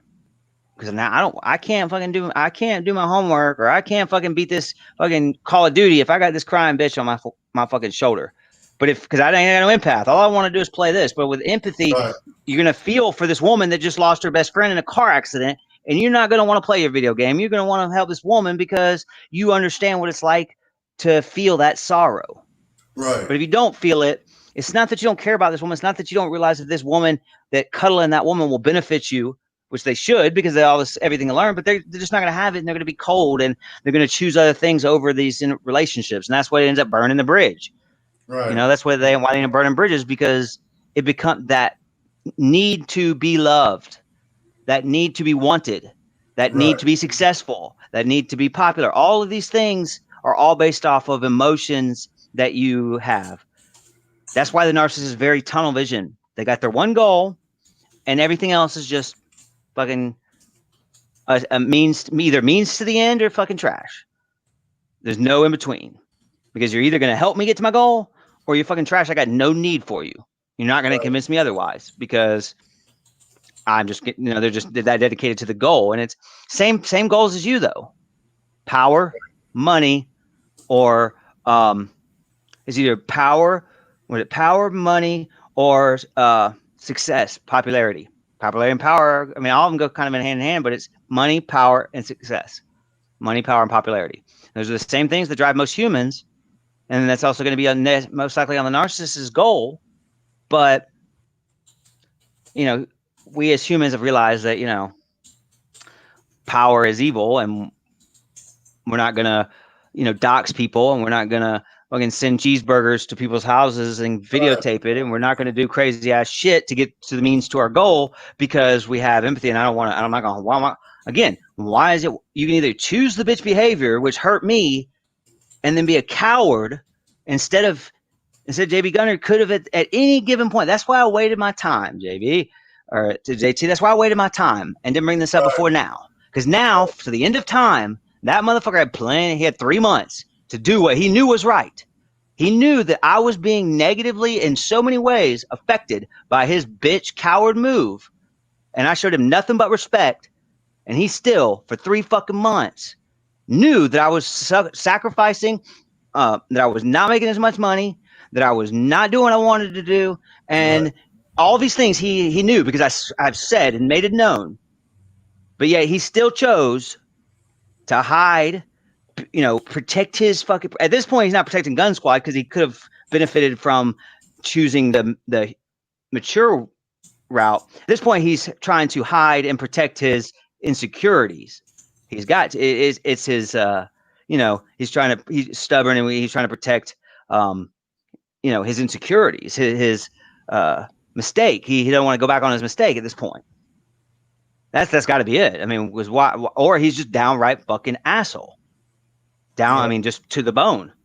Because why are you, when he could have easily, the man could have gone to his studio, not told a goddamn soul, gone to the studio and been like, yeah, man, this is wrong, dude. I should take this back. Boom, boom, boom, boom. Not say nothing to nobody. What am I going to do at that point? I'm going to say, am I going to like expose JB for actually freeing me of the fucking copyright? No. He's going to get that would have been his fucking easy backdoor. Right. And I wouldn't have been able to expose him for it, and nor would I have been able to call him out now for what he did choose by choosing to be a coward, bitch behavior, and not do what was right, just be a fucking straight asshole, because he could have done many, many things along the road that would have benefited him so much more on his livelihood and putting food on his table. There's done many, many other reasons to not choose bitch behavior and to be a coward. I gave many options along the way. But eventually, at some point, I decided I was just going to wait it out, because now he could not pull that little quick click, click, click fix. Now, forever, 3 months, he was an ass, chose to be an ass, continue to be an ass, a bitch, and a coward. Right. And that can't be changed. Nothing can change that from now for eternity, as far as I'm concerned. I gave him plenty of times. I mean, you could not see it as maybe as quite as, severely as I do. Sure. But that's what happened. I mean, why would he continue to hurt me? Why? What did I do to him? What did I do to make a man want to continue to take food off my table when I had means to even strike him down? I could have taken his whole channel down probably because of the amount of times he played my content, but I didn't do that either. So what makes a man continue to know he could be taking food off my table, knowing that his moves by not, he knows he's taking food from could be taking food from my table. He knows that I'm not getting as much support, that I'm getting this hate and it's change, this negative shit around me. I'm not being able to do what I want to do. I'm not making as much money as I could have been. So at what point does a man decide that he couldn't just make this quick move to help a man, that he's just going to continue to keep this man from suffering, like keep this man suffering in front of his eyes in the same community?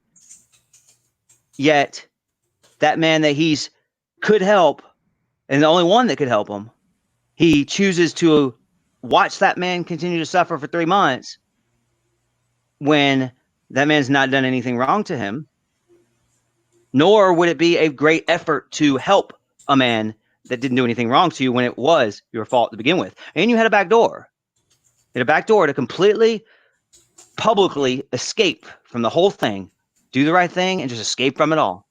What was I going to blast him on? I could have blasted him and said, hey, yeah, he actually let me off. What a fucking asshole for doing it to begin with. But no, everybody's going to see the fact that he actually did the right thing in the end. And that's what matters. That's what fucking matters. But he chose for 3 months to, knowing that I'm suffering based on the fact that I'm not making more money, that there's people that were publicly trolling me on being a liar. That was known. He watched that in chat that night. So he knows I'm suffering. He knows I've done nothing wrong to him, and he knows that he's the reason I'm suffering for 3 months. He could have. I made it known 5 times. I respected him to his 2 hours of hate content. I sent him respect videos public on YouTube. I boosted him up. I fucking shared his fucking channel around. I told people to go subscribe to him. I never told one person not to subscribe to him, not to watch him. I actually shared him. Said go watch him. Then 2 hours of hate, which, yeah, okay, he was protecting Gun Squad 10 months ago, but this bitch is not around paying him no more. He is what he said, at least. I mean, we know him to be a fucking liar, so who knows? So now he knows that I'm suffering. He's watching me suffer. He knows that he would not be affected by a couple clicks by his fucking computer or on his phone in his studio. A couple clicks in his studio could free me of this suffering. Mm-hmm. Yet this man doesn't do that. There's no way he hates me. There's no way all his 2 hours of fucking bullshit, they may be his true opinions, but they shouldn't guide a man to feel so bad that you don't watch a man suffer that you know you can help. Because like I said, it was the money I've gained off YouTube that allowed me to pay my health insurance. Like that was the bill that I was going to have to neglect back in January. In amongst a fucking pandemic. Now, I'm dramatizing that because obviously I would have sacrificed other things had I not made the money off YouTube. I would have ended up probably having to pay that because of the situation. But still, that was the bill that came up that I would have sacrificed had it not been a pandemic and not gotten the money off YouTube. But still, it's like you cause the suffering, then you know that you can get a full-on escape with not getting your hands dirty. I showed him that. Made sure that I was aware. Showed him time and time again over 3 months. Another way out. I did what Riley Jones didn't do. I think Riley Jones is a good man. Same thing with Jamie. And maybe you, even JT. I did more than that. I showed the man time and time again a way out with no attacks towards him, no evil work. 2 sentences I had negative against him. 2 real negative sentences was it.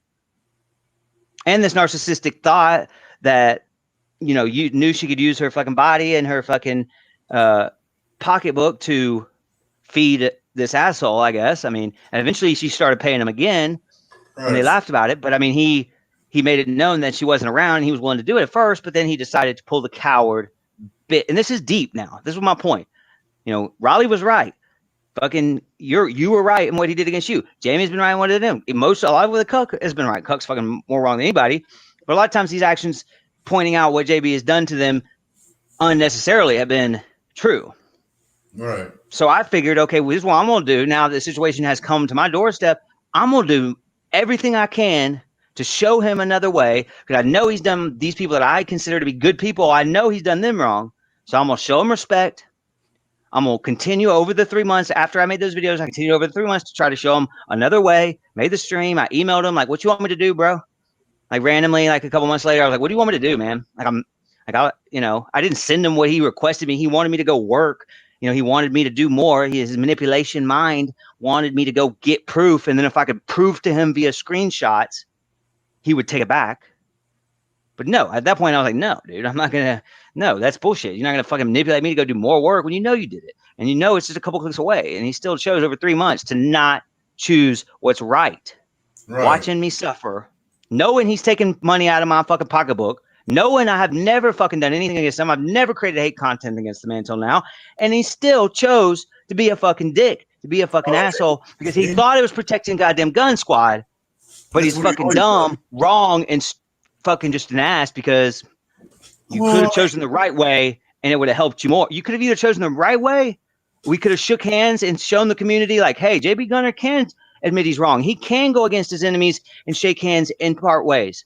That would have been the best move. Then also the whole time I showed you many, many ways to also I showed you what the back door was. I showed you all you had to do was click me out. If you'd have clicked me out and all of a sudden one day I woke up, checked my studio, and I got streaming back a month ago, what was I going to do? Clown you for it, JB? What was I going to do? Oh, all of a sudden like, oh, this is reason why. Like, no, it would have just looked like you eventually did the right thing. You had a wake up moment and did the right thing. So I didn't give you any reason to do it in the first place. I showed you the right thing to do, and then I continuously showed you a back door to save you. And still, time and time again, you watched me suffering. Knowing I'm a live streamer, knowing I'm not doing what I want to do, knowing it's taking money out of my pocket just for a few clicks on YouTube. That's a fucking asshole. That's a fucking liar. Deep. That's a good. Riley is a good man. JB Gunner.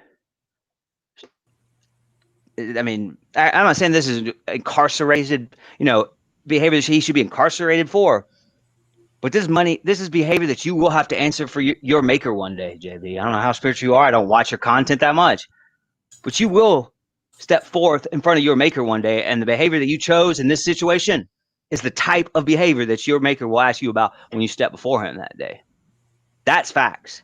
Because I showed you everything to choose the right way. I showed you what the light was.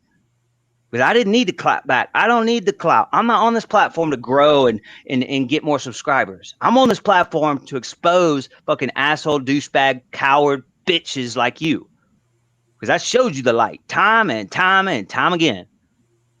The Cuck did the same thing. He chose eventually to do the right thing.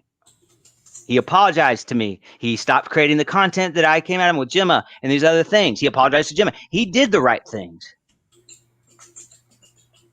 There's only JB Gunner that has chosen to watch me suffer, knowing I'm suffering, laugh about it when I had done nothing against you. For you to start it, then I showed you nothing but respect in the face of hate, not clout chasing and being weird. No, I wasn't weird. Fucking being manipulative is what I was being. Still, you chose fucking hate, amped it up because I wasn't giving you ammunition back. Then once I realized, okay, well, that's got that enough.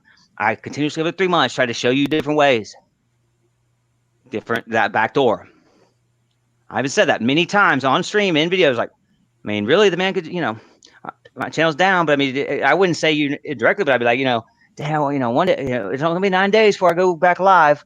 And it would just be a couple clicks in the studio, and I could be live now. I continuously did everything I could, show you the back door to keep your hands clean, but yet free me. Still, you chose to not do that. That's fucking just.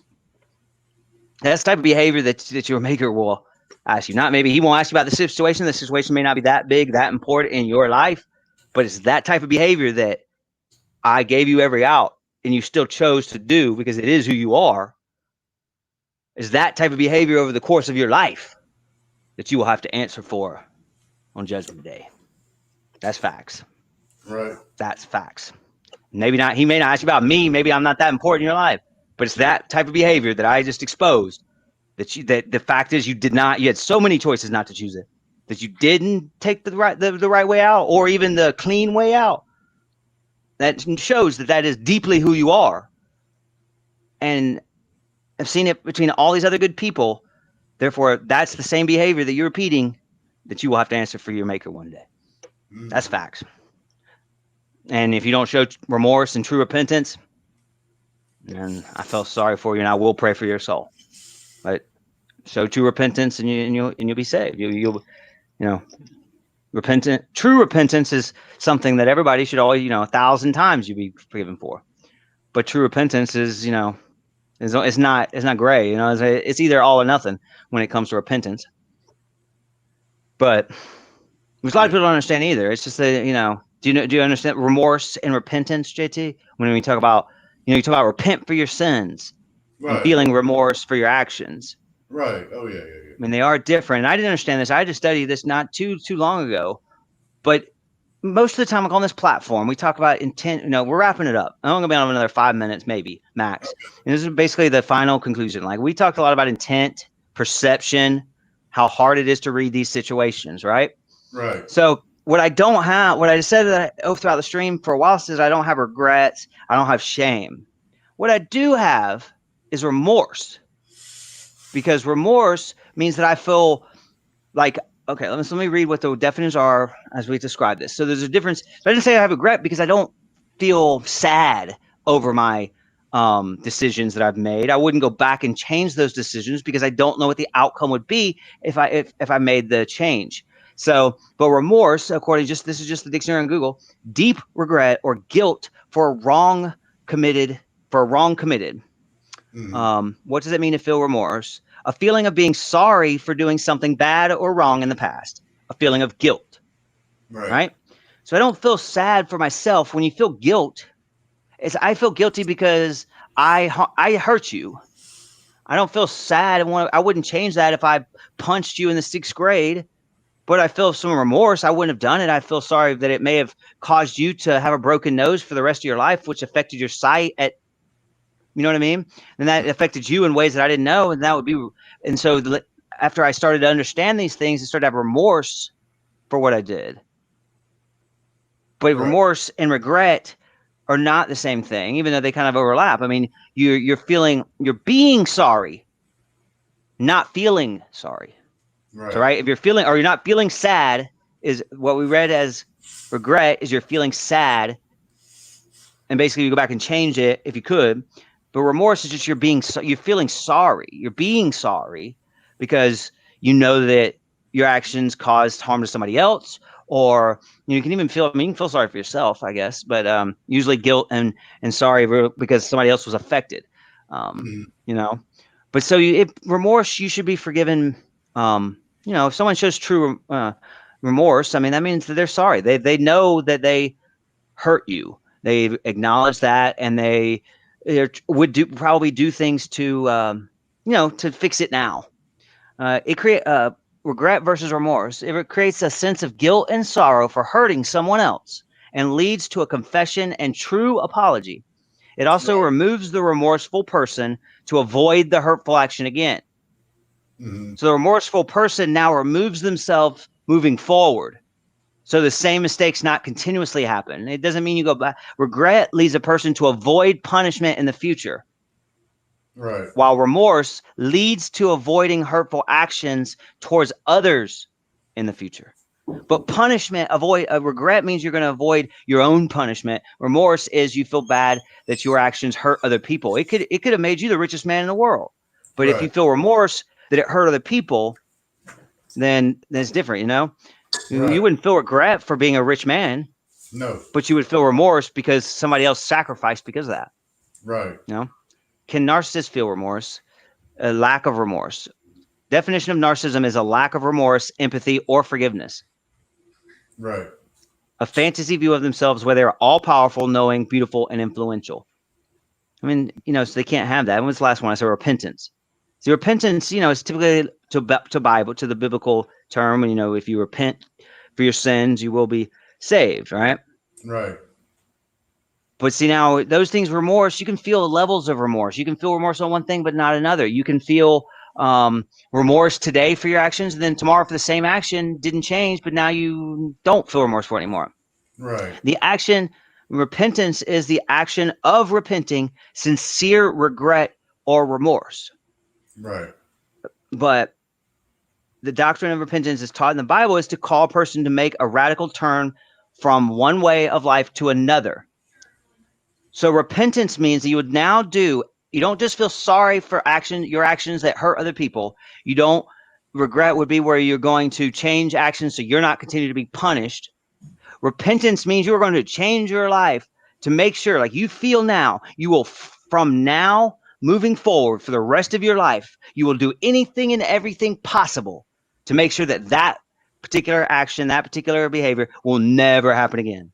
Right. So you're not going to do an action now to prevent it. You're going to, for the rest of your, I mean, repentance is all or nothing. When you repent means you understand you did it wrong and you understand how bad it was. And now you understand that you don't want to be that person anymore, or that, you know, it was worse than you thought it was. And so now you feel so much remorse. It's overall not good for you. So, well, it's overall not good for you. And it's something that you would prefer not to repeat. I would say that, you know, so see, repentance would be, you're not going to repeat it.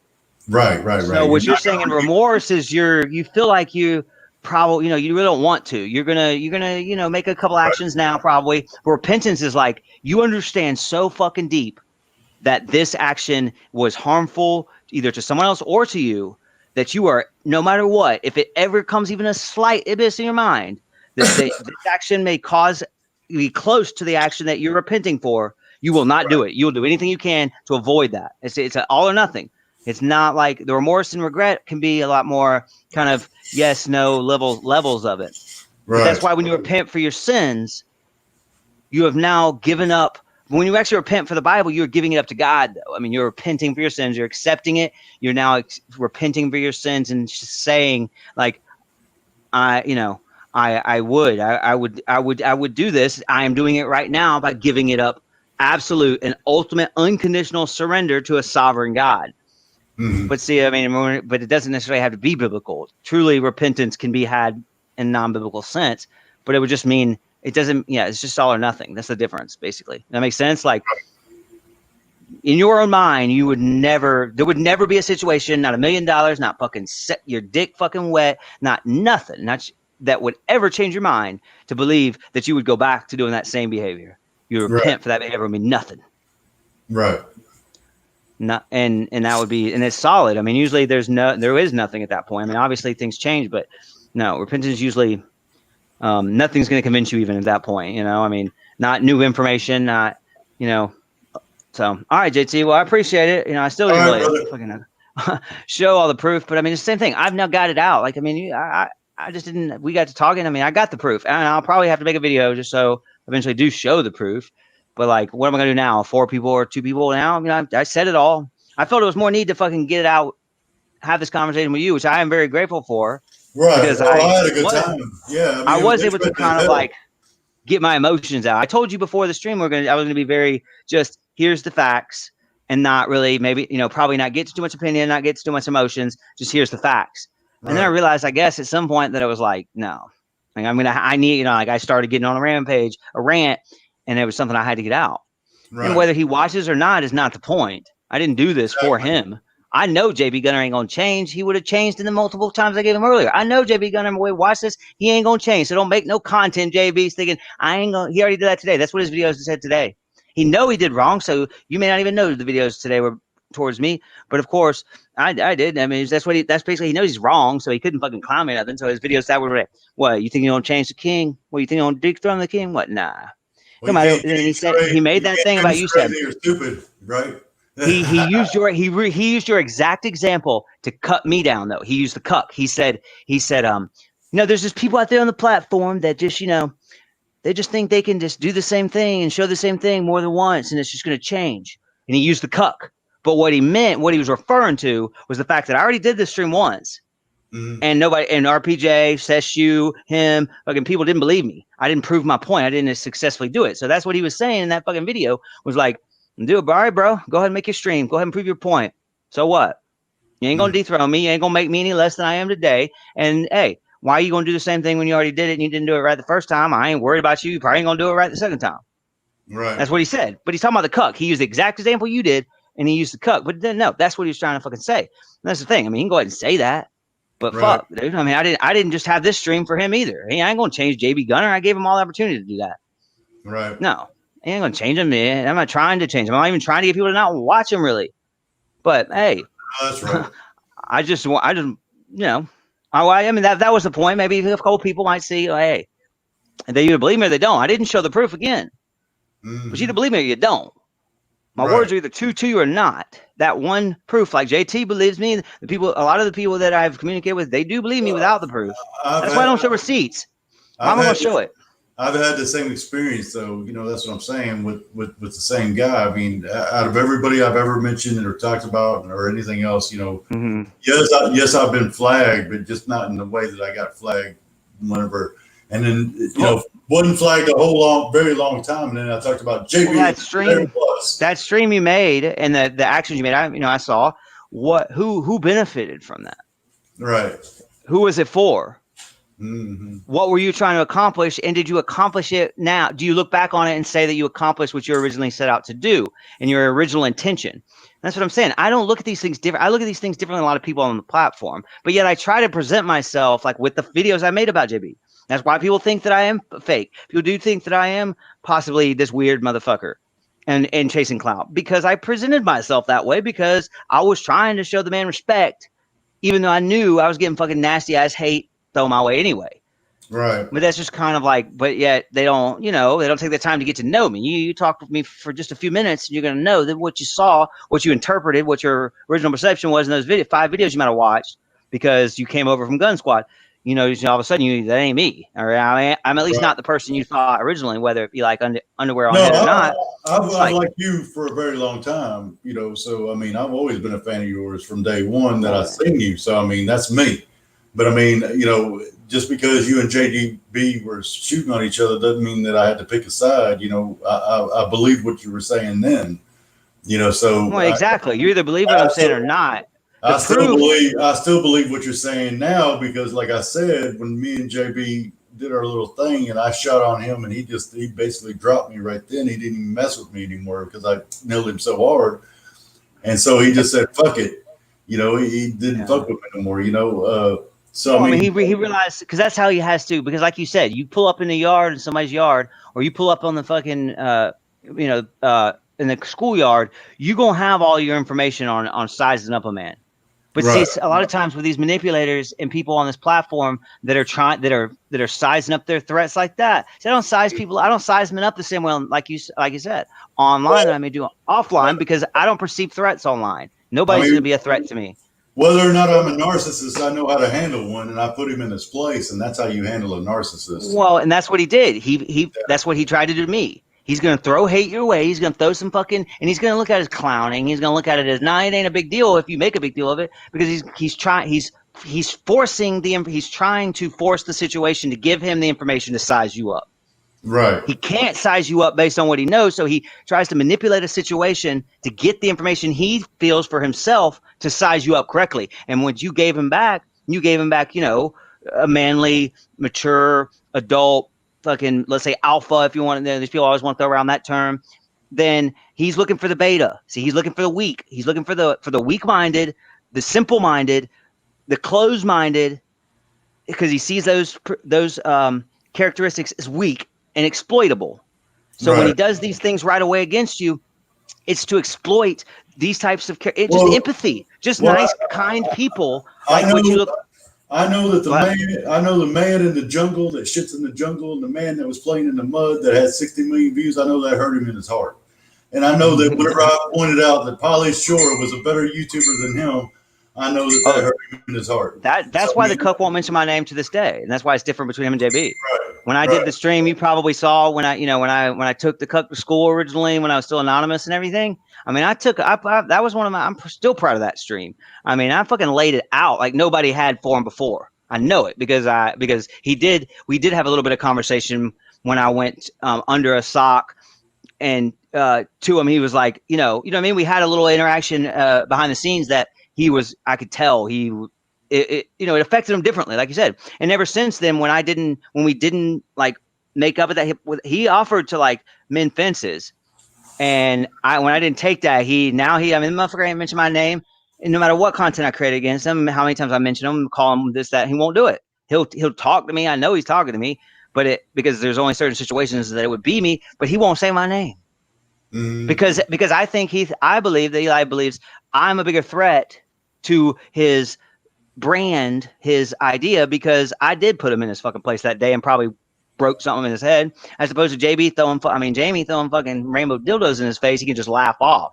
Nobody's going to give anybody credit in the business world or whatever on actions like that. You know what I'm saying? But it's like, it's the same thing. It's like those actions back then, I reached him differently, and because it was in a way that nobody had. Now he won't. I mean, I begged him. I mean, I've done all kinds of things to try to get Eli to say my name, and he won't do it.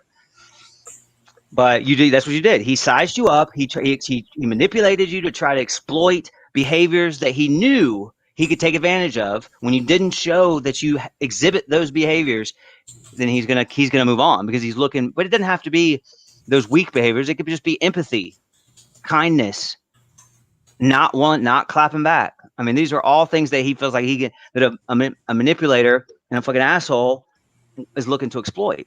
And you didn't show him those behaviors, so he's gonna move on. It's gonna be too much. He could bury you. He could bury you. He could bury you, JT. He could do it. It wouldn't be worth his time. It's too much effort. Because truly, that would be the answer. It'd be too much effort. He probably feels like he could, but it'd be too much effort. He's looking for the weak. He's looking for people he could just do in a couple videos, and then when he wants to move on, he'll move on, because they're not going to do anything to actually hurt him anyway. So that's exactly what it is. That's why he sizes up everybody right away, and he's going to amplify those behaviors. Same fucking repetition. It's always the same. It's fucking ridiculous, man. The platform is designed to, the way that this particular platform is designed with monetization allows that type of behavior and allows people to act differently for a few dollars. Not him specifically, but I'm just talking about other people on the platform, or hope of one day making monetization. I've seen people do some crazy things. And it's not money that's the root of all evil, JT. Right. Not power. It's the lack of money that's the root of all evil. Yeah, that's true too. That makes sense. It's the lack of money that's the root of all evil, not money itself. If you had, because it's not the actual money. It's not the actual, money is just an object, a materialistic object when it comes down to it, and it's only getting you materialistic things. But it's the perceived happiness, the perceived, success, whatever it may, power that money can get you, the means to the end. But still, the money itself, money is not the root of all evil, because it's not the money. It's not actually the actual money. It's the lack of money and hope for power, hope for success that money can buy, is what really drives people to fucking be crazy as fuck and do things they wouldn't. All right, man. We go on all night in circles, but. All right, brother. Oh hell, I probably might do this again. Who knows? Have you on? Yeah. More people. Oh, I did want to tell you. So we talked about Sam Hill. You don't know this probably because you didn't follow me before I kind of created SCD and everything. But I used to have on my Creators Alliance, when I was doing like YouTube help and stuff, I used to have an actual talk show, and I've interviewed over 100 people on the platform. But it's been quite a while. But I have a knack for it, and I think for Dickel, as I leave all this shit in the dust, and no matter what he says, what she says, which actually I probably will have a stream with Jamie, because Jamie needs to find out the information I do have against her, but.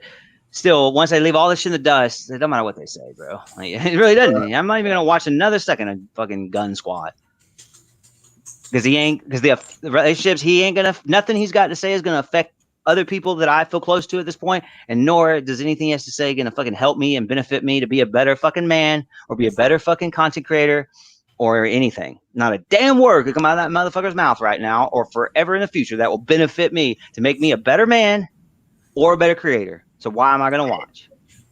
Nothing. So I ain't gonna watch. So it's like, you know, but so I want to get away from drama. This, like we said, this fucking world right now, especially the last 6 months, is just like, it's driving me nuts. You know? It's insane. It's total insanity. I mean, negativity is a fucking beast of a burden. Right. For real. I'm tired. And I'm tired. I just can't. Yeah, I've had enough. I did enjoy it for a while, and I do find the fascination of trying to figure people out. You know, because of my background and what I do. It's just like, I'm just done, man. It's emotionally. I've always found it fascinating of how people's minds work, and it may span off the idea that, you know, from day one, you know, I was. But this drama is just drama, man. You can't. It's so everywhere. Like I said, it is life. You probably experienced it within 15 minutes of waking up every single day. So it's like, since it is life, it's manifests itself in so many ways. There's so many things that drive people that. Well, you put yourself, even if you're just watching. Yeah, sometimes like the crazier a person, the more interesting they are, you know. But it's like when you get yourself watching and involved in the community, now that everybody's against each other all the time, there's always little bitty fights. I keep finding myself where I have to pick my loyalty, where I feel like I'm being asked to choose loyalty. Like I'm being asked to choose sides and make my loyalty known one way is stronger than the other, which I haven't had to do before because, again, it was just small drama. It was just, oh, you know, yeah, I heard Jamie fucking said some fucking mean shit about Raleigh on a stream, but it wasn't a big deal. Now it's like all of a sudden that shit, I'm not that they even have beef, but you know what I'm saying? Me and Jamie has now been squashed. It's like, but it escalated to a point because my emotions are already heightened because of this world right now, you know? But I'm just done. So anyway, my point is I'm going to go back to, I think I'm going to do some interviews, man. And I'd love to interview a little bit more on not the same situation, but, you know, more of what, you know, you as a man and what, you know, not necessarily the same situation, you know, no, I mean, we're not going to talk about any drama, but more kind of on you. And, you know, I definitely have a list of somebody I would like to interview sometime, and, you know, not tomorrow or anything, but anyway, my point is I'm going to ask Sam Hill, and that's going to be a stream you want to watch, bro. Right. I'm going to try to get Sam Hill as my first person interview one-on-one. I want to interview Sam one-on-one for an hour. Like, based on, because I couldn't get, man, it was hard to get across to him, and that, you know, 9 people on the stream and him and Koss, like, believe me, I've already got some ideas for this interview. You know, that'd be one you want to watch. Oh, I'll check it out. I'll definitely check it out. Sam Hill, man, good. I mean, interesting guy, man. Doesn't seem like a bad guy. Seems like a good guy. Just a little bit, you know, as we all are probably, but skewed view of reality, skewed view of self is what it is. Some people have a skewed view of reality, and on that one, it seems like more like a skewed view of self, which I have as well, to an extent. Self-awareness is not one of my strong suits myself. So, but all right, I'll see you later, man. It was great seeing you, and all right, brother. You know, anytime. Always respect, man. Like I said, I most thing I take out of it, brother. I respect the that connection, man. That connection I'll carry with me for the rest of my life. Hell yeah. That autism and the narcissism connection, man. That's something I never put together. And I will forever be grateful for that. It give me like it kind of connected 2 worlds of mine that like now gives me a whole nother perspective to think about. And I really appreciate that. Well, it just identified with me whenever you were saying it. It was like totally like you know, I was like, you know, it kind of sounds very familiar. You know what I was like saying, you know, I don't think that a real narcissist would say, yes, I identify. Well, you wouldn't read what I described to you in a book. I mean, this is what that was something I had learned back in school. And then, like, I learned a lot about the personality disorders on one of the last classes I took. And that's kind of why it stuck with me, even though I didn't go professionally down the personality disorders route. It's kind of why it, like, stuck with me, because I really enjoyed that teacher as well. And and that kind of stuck with me. So I started just, you know, watching that and doing that. And that's when but still, I was like, I don't know. It was like, that was my hobby. And this was my professional. So I still had, like, in my mind, a separation between autism and the personality disorders. And I never made that connection, but that makes perfect sense because there's probably no neurological connection. Right. You know, it's still, even though you had the exact same problem pretty much to the T, the means to getting to that problem are totally different.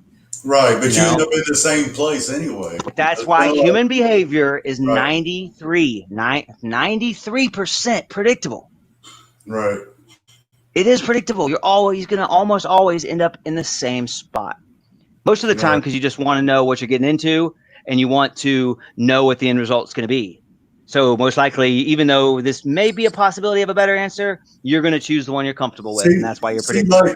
Like in my mind, where I always viewed it was like if you approach somebody who is like in some form or fashion, some level of sociopathic, where they don't have the emotions, they don't have those types of things. If you ask them, hey, do you have a lack of empathy? Do you have these, lack of Well, emotion? they're going to lie to you or They're they're going going to to lie assess. to you. Well, they're Yes, going to assess the situation and then make a manipulative choice on what benefit. Because like a sociopath would right, do, that's what they would do. They're a lot more calculated. They're not quick to judge. So when, what they're going to do is they're going to assess that. Okay, if I give the man the truth, right, what am I going to gain for it, and what is a possible risk? And versus he's going to do the same thing. That's what a sociopath does, and that's right, why they're so bad but too. but versus me, I'm going to give you the truth and say yes, I have these issues. You know what I mean? And Even if you might, and then you're going to realize after, well, maybe I shouldn't have been so truthful or right, something. well, If you I'm going to say, well, in the interest of trying to fix always choose the truth, yeah, I that's always, yeah, that's always what I choose the truth and always give the truth. I mean, right, you're limiting risk by trusting and always trying to achieve the truth. You're limiting your risk. You may manipulate and be deceptive and gain a higher reward because you manipulated somebody else to be less, to take less, so you can take more. But when you choose the truth, you choose the red pill, you choose the truth, that you're still going to limit your risk and still be rewarded. right, That's the way I look at it. right, Why, exactly. choose to know, choose the truth, and give the truth when that's kind of what I do. I mean, that's the difference in me. If you ask me straight out, I'm gonna give you the truth. But am I gonna offer the truth just because I think you might benefit from it always? That's different. You know, some people are just gonna be openly, just give it. If I think you need it, I'll give it. Some people, Right, but most people are actually going to hide it, and then even when asked, try to deflect or project to even more so avoid having to give the truth. I'm not going to avoid giving the truth. I'm just not going to openly always run around and give it.